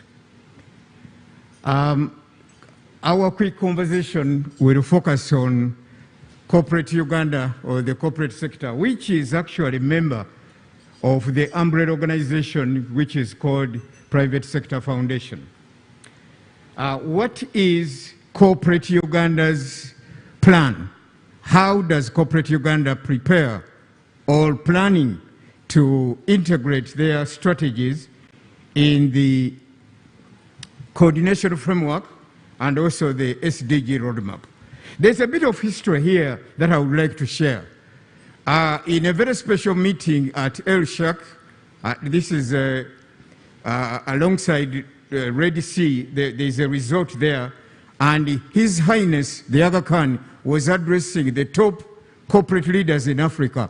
And he said, 3 points, said that to win, to make money, to make profit, it doesn't mean that someone else must lose. That's number one. Number two is that the collaboration framework between the government and the private sector and the civil society is like the African kitchen. In the African kitchen, they have got 3 stones. Without those 3 stones, you are not going to prepare the food. And the African seat or stool or the chair of the Africans has got 3 stands. And that's government, civil society, and also the private sector. That's his impression. And he says the collaboration is not a threat. It's a blessing, actually. It's a bridge. It's an enabler to make sure that things go on very effectively. I would like to start by giving some quick narrative behind. I know my slides are, and that time they were driving what you call the MDGs, before the SDGs. In East Africa, we had 2 representatives, a gentleman from Uganda called Emmanuel Katongole, and we also have the one from Nairobi, a man called Dr. James Mwangi. These were selected as the champions for driving the collaboration framework to make sure that these goals are achieved. From West Africa, there was Madame Ngozi Okonjo, and I think from South Africa, there was Madame Gracia Machel. Now, when we were in South Africa, Gracia Machel brought together the top 25 biggest corporate organizations in our principles to ensure that we address these SDGs. A very long conversation. I was representing East Africa because I was coming from the CEO Summit. I'm sorry I didn't introduce my colleague. I am outgoing team leader at the CEO Summit, and the incoming team leader is here, Mr. Stephen Mukasa Mugamba. He's the one coming in at the CEO Summit. But that is what Corporate Uganda is supposed to be looking at. How can we work together to achieve the 4? Number 1, advance knowledge around the SDGs. We have to advance the knowledge around the SDGs. How important they are, how we need to cooperate, why we need to work together, how are we going to be able to measure the impact of Corporate Uganda onto the delivery of the Sustainable Development Goals. Number 1 is advance knowledge. Number 2 is build commitment. And I'm going to show here very quickly, this is not corporate social responsibility. It is shared value. It's long term. It's not a handshake. It's an embrace. So how do we build commitment to finding solutions quickly to preserve our environment, to drive tools and means to provide adaptation, mitigation, and also resilience? Number 3 is, in Corporate Uganda, we are reigniting the urgency of finding solutions that will ensure that we safeguard our planet. We don't have an alternative planet. This is the only planet we have. And it's not possible for you to be ideas about that. So we need to build solutions for the next generation. Today, after COVID, we are seeing what we call the emergence of Generation Reimagine what the future is going to look like. And lastly, the 4th one is Corporate Uganda is ready to work with the Prime Minister's Secretariat, with the focal person, the minister who is in charge of this, but also with Albert. And we've been working very well as Corporate Uganda with Albert at the Secretariat. We're working very well with Mokiza. Dr. Mokiza was here, UBOS, and also I think Private Sector Foundation. We are working very closely with them and others. On Friday, we are making a very powerful statement because we are going to have the CEO Forum, the annual forum. We are launching a concept called Purpose First, and we will be inviting the minister and the UN coordinator to clearly announce and recognize entities in Uganda that are not greenwashing, that are not providing token contribution, but those that are fully committed to ensuring that there is a return on investment into the SDGs, that they are working and we can see evidence-based reports on the ground that there is impact in the area of literacy, in the area of health, in the area of education, and so on and so forth. So that's what we are going to be doing on Friday. So this conversation on right into Friday. Good people, what I'm talking about is shared value, and we are members of the Africa Shared Value Network. Shared value is about how business can reconnect with society so that there is no push and pull. I want to tell you a very recent story. A company called Gamera in Britain, I think it's quoted at the stock exchange. In Nairobi, its subsidiary is called Kakuzi. Kakuzi is also quoted on the Nairobi Stock Exchange. Now, when we look at business making money and not providing a very solid and integrated relationship with the communities, this is what happened.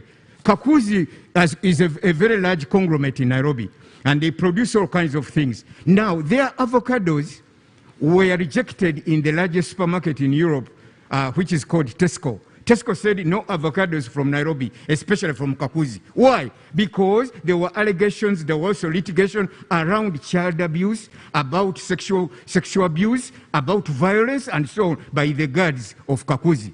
Now, for us in business, we see that as a major loss because your reputation is being hit. There is brand erosion. You have got litigation costs. So in business, we are not looking at communities and supporting SDG because it's a feel-good kind of activity. Greenwashing and something that we can include in our integrated financial reporting. No, it is business sense. Business sense to work with the communities and see society and seeing people growing. I think I liked what the PSST mentioned here just a few minutes ago about coffee. This experiment has worked well with the lead farmers in coffee. So a lead farmer in coffee, the lead farmer is, I don't know how many tons is producing in an acre. It's possible for the corporate Uganda to support that farmer, work with that farmer to increase productivity, increase the quality of the product, and support others. Another 100 farmers and another 100 farmers. Uganda Breweries is doing that very well, especially with the cassava. They have got lead farmers. And they are supporting these lead farmers. They have got also maize growers. You know, we've got a lady, Veronica, who is growing maize. And she's making 2-3 tons in an acre. Now, with the support of smart agricultural technology, this farmer now with 1 acre is producing 12 tons. Now, this farmer who is producing 12 tons is got everything that he needs, post-harvest handling and so on. The off-taker is there. So can Veronica support other 100 farmers? And that way, we are growing the value chain, but also building an ecosystem around this. So, this is the difference between the traditional corporate social responsibility. Now, ladies and gentlemen, those of you who are in this room and your colleagues, I would like you to expunge, I think lawyers use the word expunge, get the word corporate social responsibility out of the conversation of SDGs. SDGs are about shared value. SDGs are about facilitating a broad view of value chain creation in society. Corporate social responsibility is what most of you see every Monday in newspapers. Photographs of companies that have donated a borehole with all the colors of the company, with all the logos and so on. They have gone to a primary school and they are painting the primary school and their photographs and there is everything. That is greenwashing. That is tokenism. We want to address the foundation of societal's pain points and sectors thinking and budgeting within society's issues so that society grows. Why? Because you cannot succeed in business in a failing society. The other one is the traditional corporate social responsibility is fragmented and disconnected. Government cannot do everything. But you need the government to provide regulation and an enabling environment. And that's why for us at the CEO Summit, we believe that the OPM, Office of the Prime Minister's Secretariat, is going to be key in terms of coordinating these activities, as I'm going to mention when I'm winding up. This is not philanthropy. This is not greenwashing. This is not at all tokenism. It is data-driven. It is understanding and appreciating the pain points of society and how that is a barrier to participating within the real economy. And that's what we're doing there. Shared value is already created by the business. The business now gives you part of the profit they have made. No. In shared value, in sustainable development goals, you are part of the production process. Your productivity goes up. We reconceive markets and products, and we are able to drive new value. We create new value, we deliver new value, we also make sure we sustain this. We scale it in our natural systems. So what are we supposed to do as I prepare to finish? Number one, there are field surveys. We're working with the Office of the Prime Minister to work around the tools that will enable us, first of all, to identify, analyze, and prioritize what corporate Uganda has got over 200, 300 members. The top taxpayers in business and industry. Those are our members. Which sector do they want to be in order to drive these sustainable development goals? Some of them are from different sectors, and they have got certain interests, they have got certain priorities and needs. We need to establish this through surveys that are going to be done, what you would call probably baseline survey. The next one is to develop a common agenda, and this common agenda fits within what people like Albert Beamugisha are doing at the Secretariat, coordination framework, and the roadmap that has been designed by the Sdgs. Number 3 is shared measurement. We need to be able to measure impact, data-driven technologies that will enable us to build forward better, that will enable us to do what we call analytics, the capacity to use artificial intelligence and data to analyze what is on the ground. So when you talk about corporate Uganda, we are not talking about top-down. We are also talking about bottom-up. It's top-down, bottom-up, inside, outside, outside, inside. So it's a comprehensive understanding and prioritization of what we are supposed to measure, give feedback on, and reinforcement. The fourth one is cooperation and collaboration. That's what it means. Continuous communication, yes. Continuous communication. We are going to have continuous communication as much as possible, because I've been told that the roadmap ahead, especially from the Prime Minister's office, is being driven by an app. They are developing an app. At the Prime Minister's office, we are feeding into their innovation center. They have got an innovation center there. So corporate Uganda will seamlessly integrate their plans with what the OPM office is doing and backbone support. Now, I would like to share what some of our champions, I've met, I think, almost all the people here in a different fora discussing this. Because this whole thing was born under Ban Ki-moon, the Secretary General of the UN, to see how business can work together with society and make sense of it. If business could stimulate social progress in every region of the globe, poverty, pollution, and disease would decline, and corporate profits would rise. This is evidence. It's everywhere. If you see the amount of, first of all, savings, breweries used to import 90% of their inputs. With participation in the SDGs, they are only importing right now 15% of what they used to import. This speaks more about productivity, that when corporate Uganda works with society to drive SDGs, we make money. So shared value is not any other concept. It's a business concept. It's about money. It's about money. We make more money. We have more customers. We have better stakeholders. We attract better investment when we are socially and environmentally compliant, according to the UN business guidelines and also principles. Now, I would like to talk about Ngozi Okojo. She says through proactive partnerships, we would remove the socioeconomic and cultural barriers that prevent women from participating in society and also from reaping economic benefits of their participation. You all know that in Africa, women, especially women and adolescent girls, They spend over 200 million hours every day going for water, looking for water. We also know that during this pandemic, domestic violence and abuse has increased because there is scarcity. Shared mindset. There is a lot for everybody. That brings us one thing. Corporate Uganda is saying greed is dead. Because for those who find greed beneficial, I've got what you call inclusion and diversity. We have the better equity and the more money we make. Now, the African leaders, corporate champions in Africa, let me talk about James Mwangi. And James Mwangi's idea that in Uganda now we are actually going to start recognizing, I don't want to call it name and shame, but we are going to recognize, I'm very sure the minister will be here, the UN coordinator, and will probably be on this very platform, identifying different companies that are purpose first, that are driving SDGs. We call it the Solidarum, where we will recognize the guys who are playing, those who are saying greed is dead. And we will need empirical evidence and data to show the impact that is being created. Purpose contributes to increasing our company's growth and profitability today and in the future. Purpose significantly influences our strategic decisions and investment decisions. Purpose means going beyond the call of money, the value beyond money, the value beyond the numbers. And that's what it is in the SDGs.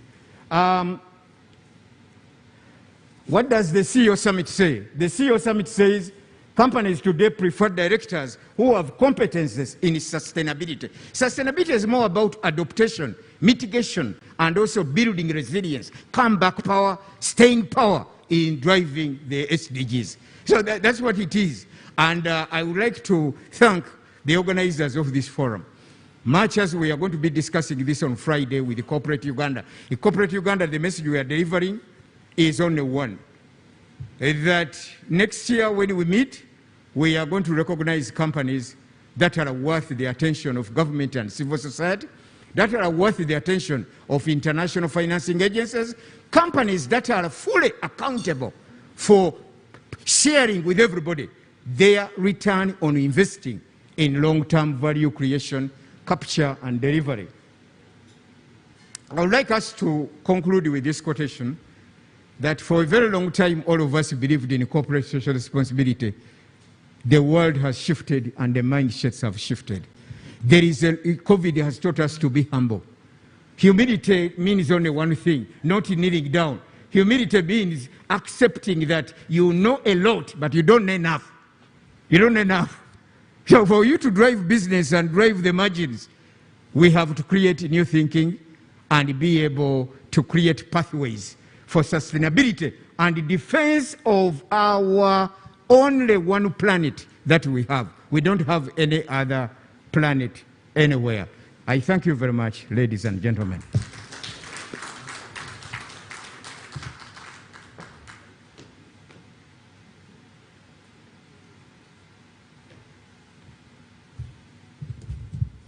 Surely after our guest speaker has spoken, we can do better than just a few hand claps. So another round clap for Dr. Peter Kimbowa. We thank you so much, Doctor, for your contribution to this conversation and the work you're doing at CEO Summit. We greatly appreciate that.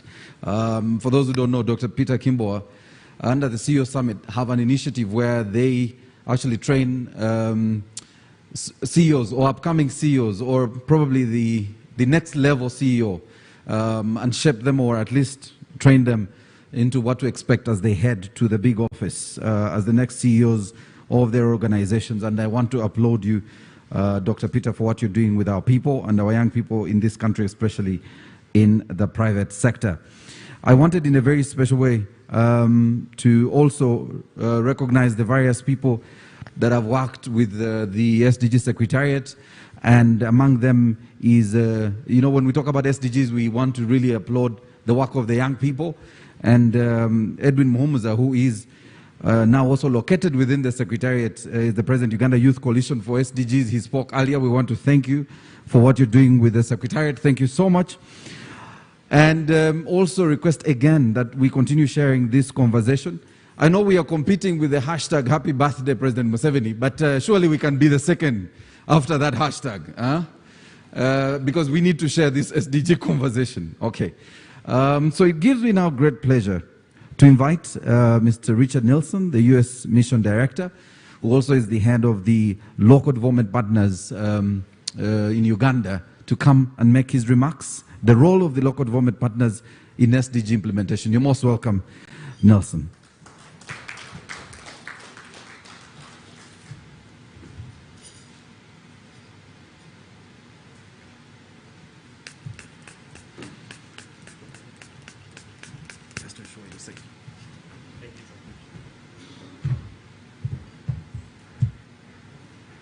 Right Honorable Minister of General Duties, Resident Coordinator for the United Nations in Uganda, other representatives of the United Nations, and distinguished representatives of the government and other distinguished representatives of civil society, the private sector, and Ugandan citizens, good day. I am happy to be here. As was introduced, my name is Richard Nelson. I am the Mission Director for USAID in Uganda, and I am very pleased to be here. I did a quick search on who Bebe Cool is, and I will watch one of your videos when I go home with my daughter. Thank you for joining us today. It's great to see a variety of different people and organizations represented here today. As you know, Agenda 2030 is a global call for action to end poverty and to achieve a better and more sustainable future for everyone. Today's launch of the new National Roadmap for the Sustainable Development Goals represents yet another milestone that demonstrates the government's commitment to deliver on this important agenda. The new roadmap also provides a useful framework to guide the government's efforts to implement the SDGs by identifying actions that will continue to strengthen planning and coordination, financing and resource mobilization, data quality, M&E and reporting, as well as advocacy and communication. So on behalf of the Local Development Partners Group, I'd like to commend the government on progress to date on the SDGs. Uganda ranks 18th of 52 countries on the continent assessed for SDG performance, scoring above the regional average, and I think that deserves an applause. In the areas of environment, Uganda is on track, and despite challenges, there was noted progress during Uganda's 2020 voluntary national review in the areas of poverty reduction, investment in human capital, water and sanitation, peace and justice, and decent work and economic growth, amongst others. The voluntary national review process was an excellent opportunity to take stock and refocus work in this regard. We've taken note of the recommendations on stronger partnerships, coordination and collaboration, reporting, and we look forward to a more in-depth discussion on how these recommendations can be actualized as enablers to achieving greater progress. Achieving key SDGs, such as the SDGs on good health and well-being, quality education, gender equality, reduced inequalities, decent work and economic growth, and peace, justice, and strong institutions requires strong government leadership and more domestic. Increased from 18.6% before COVID-19 to 21.9% during COVID-19. We've all recognized the erosion of progress that was made over the previous few decades. The per capita annual income was $817 in 2020 compared to $844 in 2015. Hence, prioritization efforts to strengthen growth and recovery will be key to achieving the envisioned goals of the NDP3. And so there is need for prioritizing to reverse the stagnation or even declining performance on key human capital indicators. As it is, more than 1/4 of on-budget spending on health, education, and social development comes from the development partners. In health, government spending is less than 2% of the GDP, which is far below the WHO recommendation of at least 5%. Greater investment is necessary by the government of Uganda if the country is to move steadily towards universal health coverage. We would welcome further attention to ensuring that Uganda's rapidly increasing population becomes the engine that will drive development and growth, promote shared prosperity, and end poverty.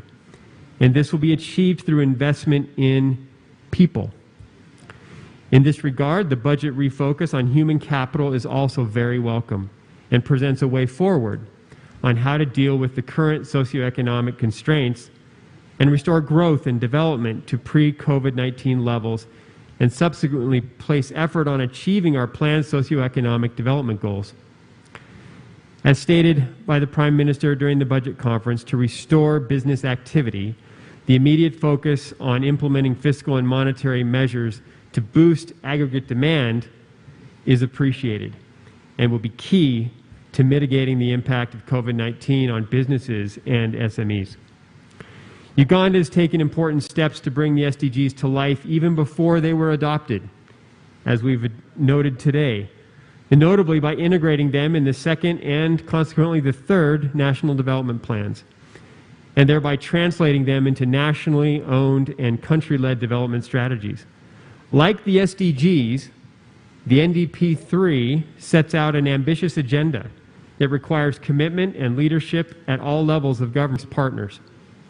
The next important step will be to further mainstream SDG implementation across government through the work of ministries, departments, agencies, and local governments. The SDGs need to inform the strategic decisions, prioritization, and actions of all programs, allowing SDGs to seamlessly become an integral part of the work of the program working groups and being part of the preparation of the national budget. We understand from the recently launched budget strategy for FY22 and 23 that the government will continue to support several COVID-19 response measures, such as utility support, tax deferrals and exemptions, labor-intensive public works, support to SMEs, etc., that were developed at the beginning of the pandemic. In view of recent developments, though, including the second wave, before we continue to work on these to ensure that the desired outcomes are achieved. Development partners provide very substantial support to the government's development agenda, both through on-budget and off-budget support. Over the last decade, we've provided close to $2 billion annually in official development assistance to Uganda. And rest assured that we continue to support Uganda to achieve national targets and the SDGs.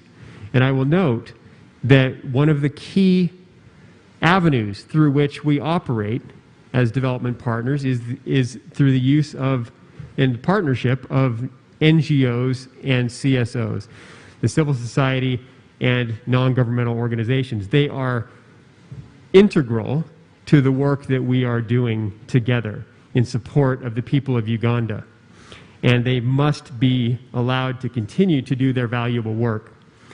Achieving Agenda 2030 will also require new resource mobilization and financing strategies. For instance, there are significant untapped financing resources within the private sector, as we've just been discussing, also among non-governmental actors and private philanthropy. And the government needs to effectively leverage such sources of financing, for instance, by promoting public-private partnerships and sustainable investments. We development partners can really support this effort. There's also significant scope for improving domestic resource mobilization. In fact, USAID is specifically involved in this aspect directly. Last year, Uganda collected only about 11.4% of GDP through its revenue collection efforts, which is lower than most countries in the region. We therefore welcome the government's commitment to increasing domestic resource mobilization through the implementation of the domestic revenue mobilization strategy. Meanwhile, as much as additional financial resources may be needed to spur inclusive and sustainable growth in Uganda, there's also scope for using available resources more efficiently to achieve greater impact.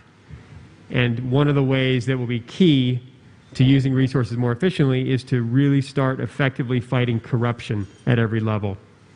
And that is one of our key priorities as a local development partner group. So on behalf of the local development partners group, let me close by expressing our appreciation of your attention to bringing the SDGs to life in Uganda. We commend you on the achievements so far, and we stand ready to continue supporting your efforts. Let us work together to make sure that which your mandate operates. And I know that for specific reasons, a lot of your work is to do with women and youth and children, and we want to support you and applaud you for that. All right. So I did mention Bebe Cool, but he's not the only artist who is here. So, and when I mentioned artists, everyone said, are they going to sing? Well, I am not so sure. That's what will happen here today. But I wanted a very special way to recognize in the presence of the Mama Ghetto President of Uganda. Mama Ghetto and the President of Uganda, yes, Butcherman. In the spirit of inclusion, as we said, we will not leave anyone behind. He represents the ghetto. They're part of our society. And it would be nice to bring them into this conversation. And we applaud the Secretariat for inviting him. We also, of course, invited several leaders of different categories of our people. As I mentioned, the women with the chair of the Women's League in the party. But also we invited Farida, who is also the chair of the National Women's Council. And I think also Engineer Jacob Eyeru, who had also been invited, chair. Is he here? At least I know he was supposed to be here, chair of the National Youth Council. And several other leaders in the various other groups. But allow me in a very special way to recognize our other UN family members. Allow me to recognize the UNDP Deputy Representative, Ms. Sheila Ngatia. Thank you so much for joining us. Round of applause, ladies and gentlemen. Also here representing the country rep UN Women, Dan Bazira. Please stand for recognition. Thank you, Dan, for coming. And also here representing the country rep UN CDF, Sande Ariti. Sande, thank you so much for joining us. And my special friend, Simon Kaheru, who is the Commissioner, Uganda Human Rights Commission. Crispin Kaheru. You know, these brothers will confuse us. Crispin Kaheru. Thank you so much for joining us. All right. So we are going to change things up. I hope you've noticed some of the changes here. And so we are trying to sanitize the space as we prepare for the arrival shortly of the Prime Minister. But since we're having a conversation on the SDGs and following the panel discussion Richard moderated, there might be one or two issues I picked up and you picked up, and you may want some information, and I'm glad to. I also followed the hashtag, and it's given me quite some bit of conversation in terms of the categories of people we may be leaving behind and shouldn't be left behind. So may I invite the Honourable Minister, the Right Honourable Justin Lumumba, and our resident coordinator, Ms. Susan, and of course the resident representative UNDP, Ms. Elsie, to come and take their seats. We will open this up, and probably, Honourable Minister, please do come. We will open this up, and Richard, for the first time now, you can become the person asking questions, so you don't have to be the moderator on that side. And in case there's a couple of questions that are sticking out from the audience, I'll let you come in.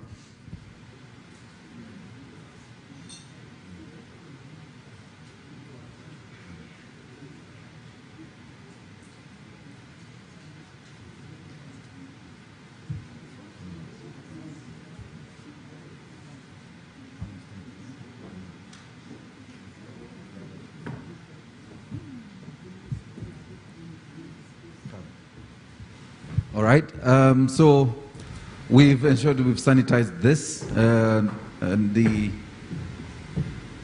you go.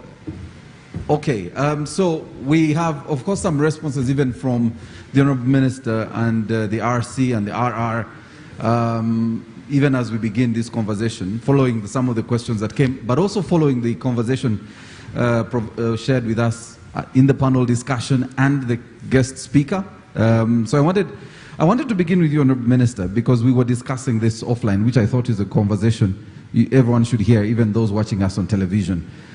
Your invitation as a ministry of the heads of the different categories of our people, the youth, the women, and now the musicians, speaks to the inclusion conversation. But do you want to give us specifically why it was important to have them in this room?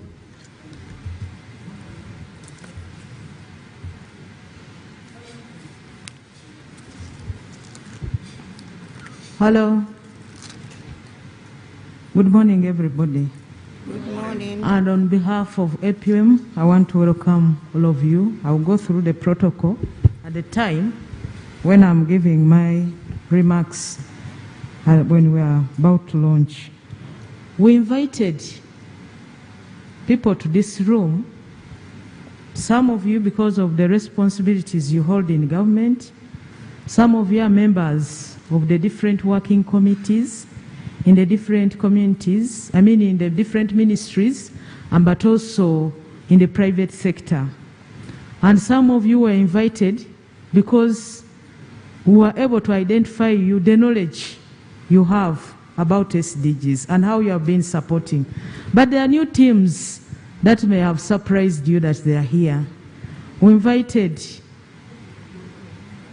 Honorable Lydia Wanyoto as a chairperson of the Women League of NRM, because she leads the women in NRM and they are the majority in NRM. We have to recognize that. But at the same time, we also invited the chairperson of the Women Council, Hajat Farida Chibowa, because she's the chairperson of all the women in this country. And they are the majority. When you look at our statistics, Dr. The Ido of Ubos can tell us, the women are the majority in this country. So if you want to succeed, you go for the majority. If you want to succeed, you go for the women. We also invited the chairperson of the Youth Council, Engineer Eyeru Jacobo. He leads the majority, the young people.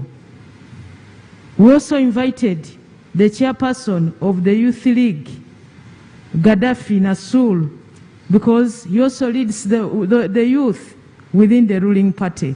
I know you may not be comfortable with it, but I cannot just forget my background. I've just left the office of Secretary General just days ago. So I'll go changing slowly, but also take advantage of what I learned the other side. We also invited Baby Cool. He's a musician, but he's an influencer, but also to represent the musicians, their influencers. And with the effects of the pandemic of the coronavirus, we are online. So all these virtual meetings, messages sent, they are good at that, and they are community influencers. A sign that has not received enough attention from the NRM government in terms of service delivery, especially in the urban areas. So we invited them to come, to be part of this team, to be part of this meeting, to be part of this launch, and to also assure them that we are going to go to them, not them to come to us. We cannot succeed if we don't work with those groups. Of course, from other groups, with those other groups. We shall also work with the religious institutions, because these are influencers. And as we go out to change the method, the mode of implementing government programs, the parish model, we need everybody on board. Why did the government choose to go at the parish level? It's a lower unit to make sure government can account for every household, can account for every individual in the parish. If it is an issue to do with the, let's first look at just the first SDG, no poverty. Once you solve no poverty, that means there will be no hunger. So we should be able, at the level of the parish, to know which house is involved in which enterprise, which house is not involved. Do they have the best enterprise? Is that the most appropriate for the size of land? Is that the most appropriate for that never had food?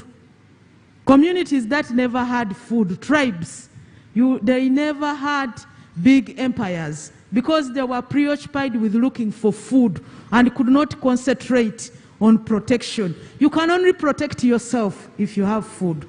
And that history has showed us that even today, communities that don't have food security cannot develop. So if we achieve the first one, no poverty, no food, the rest of the SDGs can be achieved. But we are talking of communities. When we talk of them, they need food. There is poverty, they need food. We shall not send them food and stop. We must go to work with them. How do we make them be able to sustain themselves, to take care of the musicians? Just one song is enough to change the mindset. How do we tap into that to change the mindset? Yes, we are here. We are talking about my friend PK, Mr. Chimboa. We talk about the corporate responsibility, shared values. How do we translate that to be understood by those teams to carry the message with us to the people that we require to bring on board to succeed? I thank you. Thank you very much, Right Honourable. To the resident coordinator, the conversation for the greater part of this morning on inclusion, we did get the feedback from both Bebe Cool and one of the other leaders on the issue of the role of civil society, but the role of culture and the language in being able to bring on board as many people as possible. You want to speak to that? And any of the other reactions to the panel discussion? Thank you very much, and good morning to everybody. Firstly, I really appreciated the panel. I think it was really, really good. I learned a lot of things from the panel. Just to mention some of the things that really captured my attention, the first one was really understanding that we have to engage private sector. The majority of the resources are there. We have to make sure that, you know, we are really working together towards those shared goals. That I really got. The second one was coordination. Clearly, you know, we're all doing a lot of wonderful things, I think, and I think it's very clear that we're also quite clear on some of the things that need to be done. But we really need to enhance the bringing all of these efforts together, and I really got that point, and I hope that that's an area, as was mentioned before, that's a planned area of working together, and I really hope we deepen that. And the third one that I really liked, I think it came from, I'm not sure, one of the panelists anyways, talking about this, no, it was Gertrude who was talking about making sure that these efforts really go down to the local level. Because if we're talking about coordination at the national level, making sure that all these efforts are really pulling together, we really need to make sure that corresponding effort is really placed at the level at which people are really benefiting from these efforts. So I really, not only you harmonize the interests, but there's a common plan built around these interests. There are clear targets around this. We're all clear about how we're implementing things together and how we're monitoring that. If we can do that and course correcting together, so to speak, if we can do that, we will achieve the results that we want to achieve. So much of what I heard seems to speak to that. That's where we want to go. Hopefully we will get there. And in terms of inclusion, I mean, clearly this is a societal project. It's not, and so for a societal, that all the key stakeholders are there. Working together, trying to get to the results that they're trying to get to. And I think that was adequately addressed when the colleague from the executive director of the NGO Forum spoke in terms of harnessing the citizens, when our artist colleague spoke in terms of being clear about this issue of the money, etc. It's constant, and it's not easy to do. Clearly, because if it was easy to do, we would have been doing it already. But constantly thinking about how we're going to make sure that all the relevant persons that need to be part of the discussion in terms of us being able to move forward, being able to understand what the bottlenecks and the challenges are, being able to understand what the opportunities are, that all of these people are indeed around the table. Round of applause. Thank you very much. I'll come to you, Elsie. The conversation on recovering together, recovering better together. The conversation on the role of the local development partners being able to support this recovery amidst COVID. But also speaking to the greater inclusion and conversation on the SDGs getting down to the people across all sectors. There was something someone shared on social media on the inclusion of, at the bottom level, the district councillors, and now we are speaking to the parish development model at the lowest level to bring everyone on board so that we actually understand what the challenges are and be able to actually drive the implementation of the SDGs and achieve our 2030 goal. Elsie? Hello, can you hear me, please? Yes, yes. All right, first let me thank you for this collaborative work together. I also wanted to take the opportunity to congratulate the Minister for her appointment and for the business unusual. In other words, inviting baby. Thank you very much, Honorable Minister. Now, a couple of points. I'm not going to go strictly on the party line there, but I wanted to share a couple of points that have been raised on the discussions, which would also embed what you said, Maurice. One is our interpretation and how we articulate the SDGs, and I think Bebe Cool talked about it. How do we communicate it in a very practical way for the 190s? In other words, when we're talking SDGs, let's not keep it at a very superficial level. We are talking about poverty eradication. We're talking about food. We are talking about clothing. We are talking about environment. And therefore, our ability to articulate what the SDG means, bringing down to the National Development Plan 3, bringing it down to the 18 or 20 programs that we have, how we communicate it through our cultural groups, our radio programs, our talk shows, I think that is where we are going to make the impact. So I think in this, in the space of this roadmap and the second phase that we are in now, that includes all of us, the local development partners. The second thing that I wanted to touch on is a question that was raised by the CEO Summit team lead, on the issues around going beyond corporate social responsibility. And I think that was a fundamental and very provocative point that he raised. Many a time, our private sector, it's about the brand, about the show. You just go there, take a few pictures with some trees planted or a few young people, give them football or something, and then we brand it as we are doing development. But that's not the point. We need to begin to look at the value chain of our business processes, from the beginning all the way production to markets. So if you're producing, for example, and using more charcoal, in fact, you're destroying the forest at the same time that you're producing. If you're producing and you are degrading the wetlands, in fact, you are impacting on SDG number 13 and 15. Therefore, when we're looking at private sector engagement all the way, we need to be able to look at how we're going to look at the implementation of the SDGs across board from SDG 1 to 17. And I think that was a very fundamental point that he raised. But what does it mean for the private sector then to do things differently? It means that we have to begin to look at fiscal policies, for example. It means that we have to look at incentives, for example. How do we incentivize them to do business differently? We have lakes in our beautiful country that are being polluted from the private sector. But then to do business differently, how do we encourage them? So I thought that was a very fundamental point that was raised. The third question that raised, and I think Bebe Cool and I think our colleague from the Ministry of Environment talked about it, the finance talked about it. What are the trade-offs? Should the government needs to pay loans, at the same time it needs to be able to invest. How do we balance those trade-offs? Splashing in money and yet we are poor. And one of the fundamental issues that our colleague from the Ministry of Finance raised was the issue of trade. Africa needs to begin to look inside Africa because the wealth is in the nations. Many a times we are exporting our wealth and importing poverty back into our countries. So what does it mean then to look at the question around markets?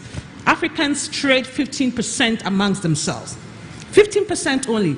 You have countries like mine, like Ghana, which are importing, for example, milk from other countries, yet Uganda is producing milk. So why can't we trade amongst ourselves? And that means financing, Baby Cool. That means retaining wealth in the region. Therefore, the issue around the Africa Free Trade Continental Area Agreement, which is going to be part of the roadmap implementation for the SDGs, becomes a crucial entry point for us as Ugandans. How can we trade better with our fellow African countries? Well, that is a question around the youth. And I think we have our colleagues from the Youth Coalition here, and today a number of them have the exhibition at the Sdg Secretariat. But the question around the youth is not just about representation like this. Africa has this Africa is the youngest population on earth. Youngest. Uganda is the second youngest population on earth.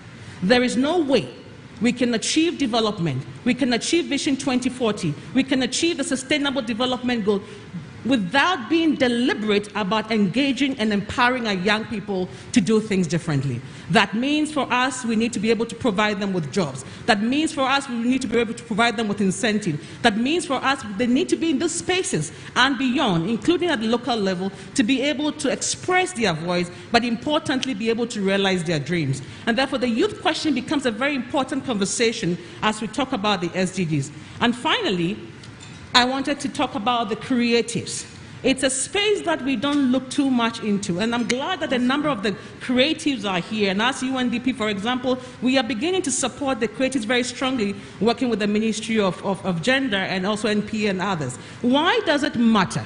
If you take a country like Uganda, Nigeria, and you take the Nollywood, for example, Nollywood's contribution to the gross domestic product of Nigeria was so huge that the country eventually had to rebase their currency, and at some point in time became the strongest economy in Africa. Between South Africa and Nigeria, they're always oscillating. Now, if we are beginning to empower the creatives, the Bebe Cools of today and the others, you know, it means, in addition to what the minister, the cultural and mindset change, but they also will be able to create the wealth that we need, including the financing that is important for Africa to be able to deliver its development agenda. So again, this is a space that is a very important space. We have over 400,000 people in that space, but we are not looking. And I'm therefore glad that the minister has brought them here today to recognize them, but importantly, that we begin to work with them in a very strategic and targeted way to be able to support the Sustainable Development Goals, but by extension, the National Development Plan and the Vision 2040 of Uganda. I hope I didn't speak too much, so thank you very much. You did not. My worry, Elsie, wasn't that you spoke too much. It's just that you could have been speaking faster, and some people may not have caught what you're saying on television. But we hear you, and thank you, Elsie. I wanted to come to you, RC, Susan, if Your Excellency, if we could speak to the issue of, and Dr. Peter spoke to this, and the panel in a way did, the issue of enhanced collaboration, and that's the conversation we are having this morning, where we are talking about, you know, stakeholder engagement. In this room to be able to accelerate the SDGs. I see they're now taking you to receive the Prime Minister, so I'll move on to other things. Okay. When you see this happen, it's protocol, you definitely know that the Prime Minister is coming. And, but RC, you're still here. So I can actually ask, I thought they were taking you away. So I'm still asking, yes, the issue of enhanced collaboration and why it's critical for the SDG acceleration. Critical because no one stream of work, no one sector, no one group is going to reach the goals. So we have to make sure that we find ways of building on the synergies of all the different actors, all the different activities, etc., to be able to reach the goals. And this business of collaboration, it doesn't happen on being to say, you know, so you have to really think about how you're going to structure it in such a way that not only are people meeting to be able to work together, they're actually able to work together. You have to work on that enabling environment. I don't know if that answers the question that you were trying to asking. Yes, that does. And maybe, Richard, I'll ask you the question. Now, it's now my turn to ask you the question. Richard, there's a microphone there. Feel free. Yeah. Richard Sewachirianga, there's a microphone there. I want you to walk. Sitting for a long time is not very good for your health. This other one here, if you could adjust it to your height, you know, you're like a basketballer. So, Richard, when we speak to leaving no one behind, and you're as a research fellow and having, you know, you're really hooked into the civil society movement. The same conversation on collaboration and why then we need to bring on board the civil society to actually drive this conversation. I think for me, we've spoken about the key ingredients and the time we spent, for example, when the SDGs were just launched. One of the critical things which we did when we got back from New York to Kampala is to ask the question, what do we do with these 17 goals? Because when we were dealing with the MDGs, we had 8, we could sing them, and you know, they were in our memory. Then all of a sudden we had 17. So, you know, at some point we thought, is this a Christmas tree with too much decoration? Or are we supposed to do something different? So we really went into thinking about simplifying, localizing. Now, of course, because of limits in terms of how much you can do when you are not very well resourced, we were able to do some innovations and went to some communities, discussed what it means to achieve these goals, and tried to create connections, and as much as possible, make sure that people can connect a goal with their own reality. So when we talk about ending hunger, I mean, it's clear. If we talk about a clean environment, then everybody knows that's what it means. And I think that that message needs to continue going, because from what we see, I think for Uganda, we have now created quite a number of opportunities, but what we now need to create is a lot more synergy around those opportunities. So when you think about what we are doing with the NDP 3, it has just come out. The Parish development model has just come out. So we have all these ingredients that we now need to piece together. And the SDG story, I think, really creates that, I don't want to call it depoliticization, but it creates that new thinking that, yes, helps people to focus on the development goals that they need to focus on without having to really,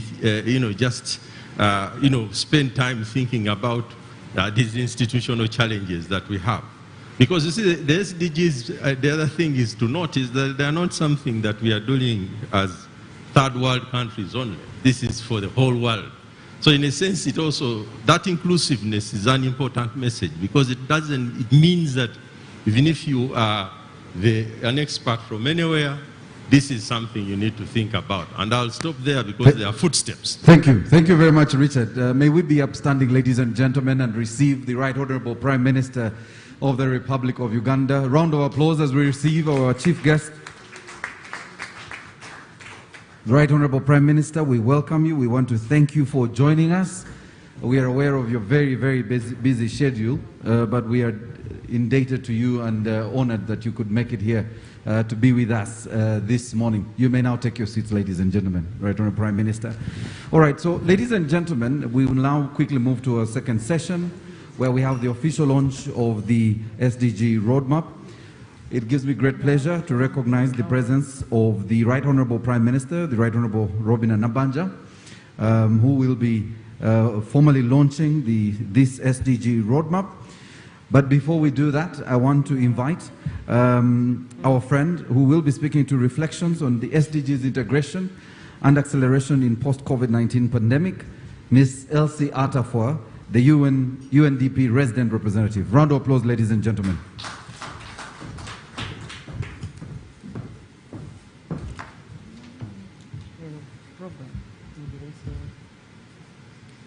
Right Honorable Robin Nabanja, Prime Minister of the Republic of Uganda. Right Honorable Justin Kasule Lumumba, Minister of General Duties and Focal Point Minister for SDGs.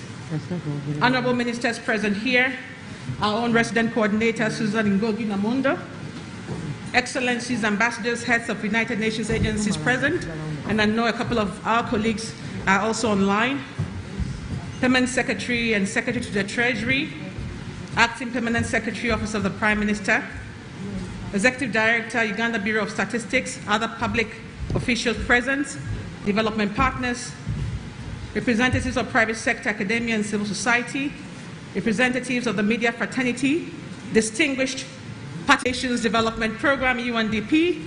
I'm delighted 2021 to 2025 to accelerate implementation of SDGs and by extension the attainment of the third National Development Plan and our own Vision 2040. Right Honorable Prime Minister, I thank you sincerely for your personal leadership and wish to commend the government of Uganda on the progress made on delivering the 2030 Agenda and the Sustainable Development Goals. It is a great pleasure for the UNDP to partner with the Office of the Prime Minister, OPM, and the Sdg Secretariat in developing a new Sdg Roadmap 2020-2025, which is in line with our NDP3 priorities. The long-term partnership between OPM, UNDP, and our broader United Nations family has shaped integrated promise and investment we all place in the SDGs to to support Uganda's socio-economic transformation. Right Honourable Prime Minister, I was asked to share reflections on integration and acceleration of SDGs in post-COVID pandemic. I would like to share some evidence of why there is a concerted need to accelerate SDGs in Uganda, how we may do this, and share some brief insights into the role of UNDP, and our resident coordinator will talk about the larger family. So let me stay on the conversation why, and please bear with me. Why does it matter? Why should we accelerate the SDGs? And when we talk the SDGs, it is our NDP3. It is our Vision 2040. Let me start with the findings of the Voluntary National Review Report 2020. The VNR, for short, published in 2020 on the implementation of the 2030 Agenda, highlights where Uganda stands in the delivery of SDG targets. We have made significant progress, but the results are mixed. I'd like to quote some of the positive changes, but also the red flags, which is detailed in the VNR, and we were blessed to have the VNR endorsed by our own President, His Excellency President Yoweri Museveni. So what are some of the positive strides? For the first 5 years since the adoption of SDGs, Uganda registered progress in the number of areas through the second National Development Plan. The size of the economy doubled from US $17.2 billion in financial year 2010 to 2011 to US $34.4 billion in nominal terms. We also saw an increase in our GDP, US 844 in financial year 2011-2012 to 878 US million in financial year 2018-2019. We also saw growth. I'm not going to go into all the statistics in the interest of time. We also saw growth in our total exports. We have seen, for example, that our total road network has doubled as well. We've seen increase in our generation of electricity capacity from 601 megawatts in 2010 to approximately 2,000 megawatts in 2020. So we are seeing significant progress on SDGs. But why do we have to accelerate? We have to accelerate because there is room for improvement. The SDG Solutions Network ranks 52 African countries based on 97 indicators across all 17 goals. It places Uganda in the 18th place. Uganda's overall score, 54.88, compared to the regional average of 52.7. The score shows that Uganda is above the 50% mark towards achieving the SDGs. But there's more to be done. During the second NDP period, Uganda was on track on some of the SDGs, particularly on 13.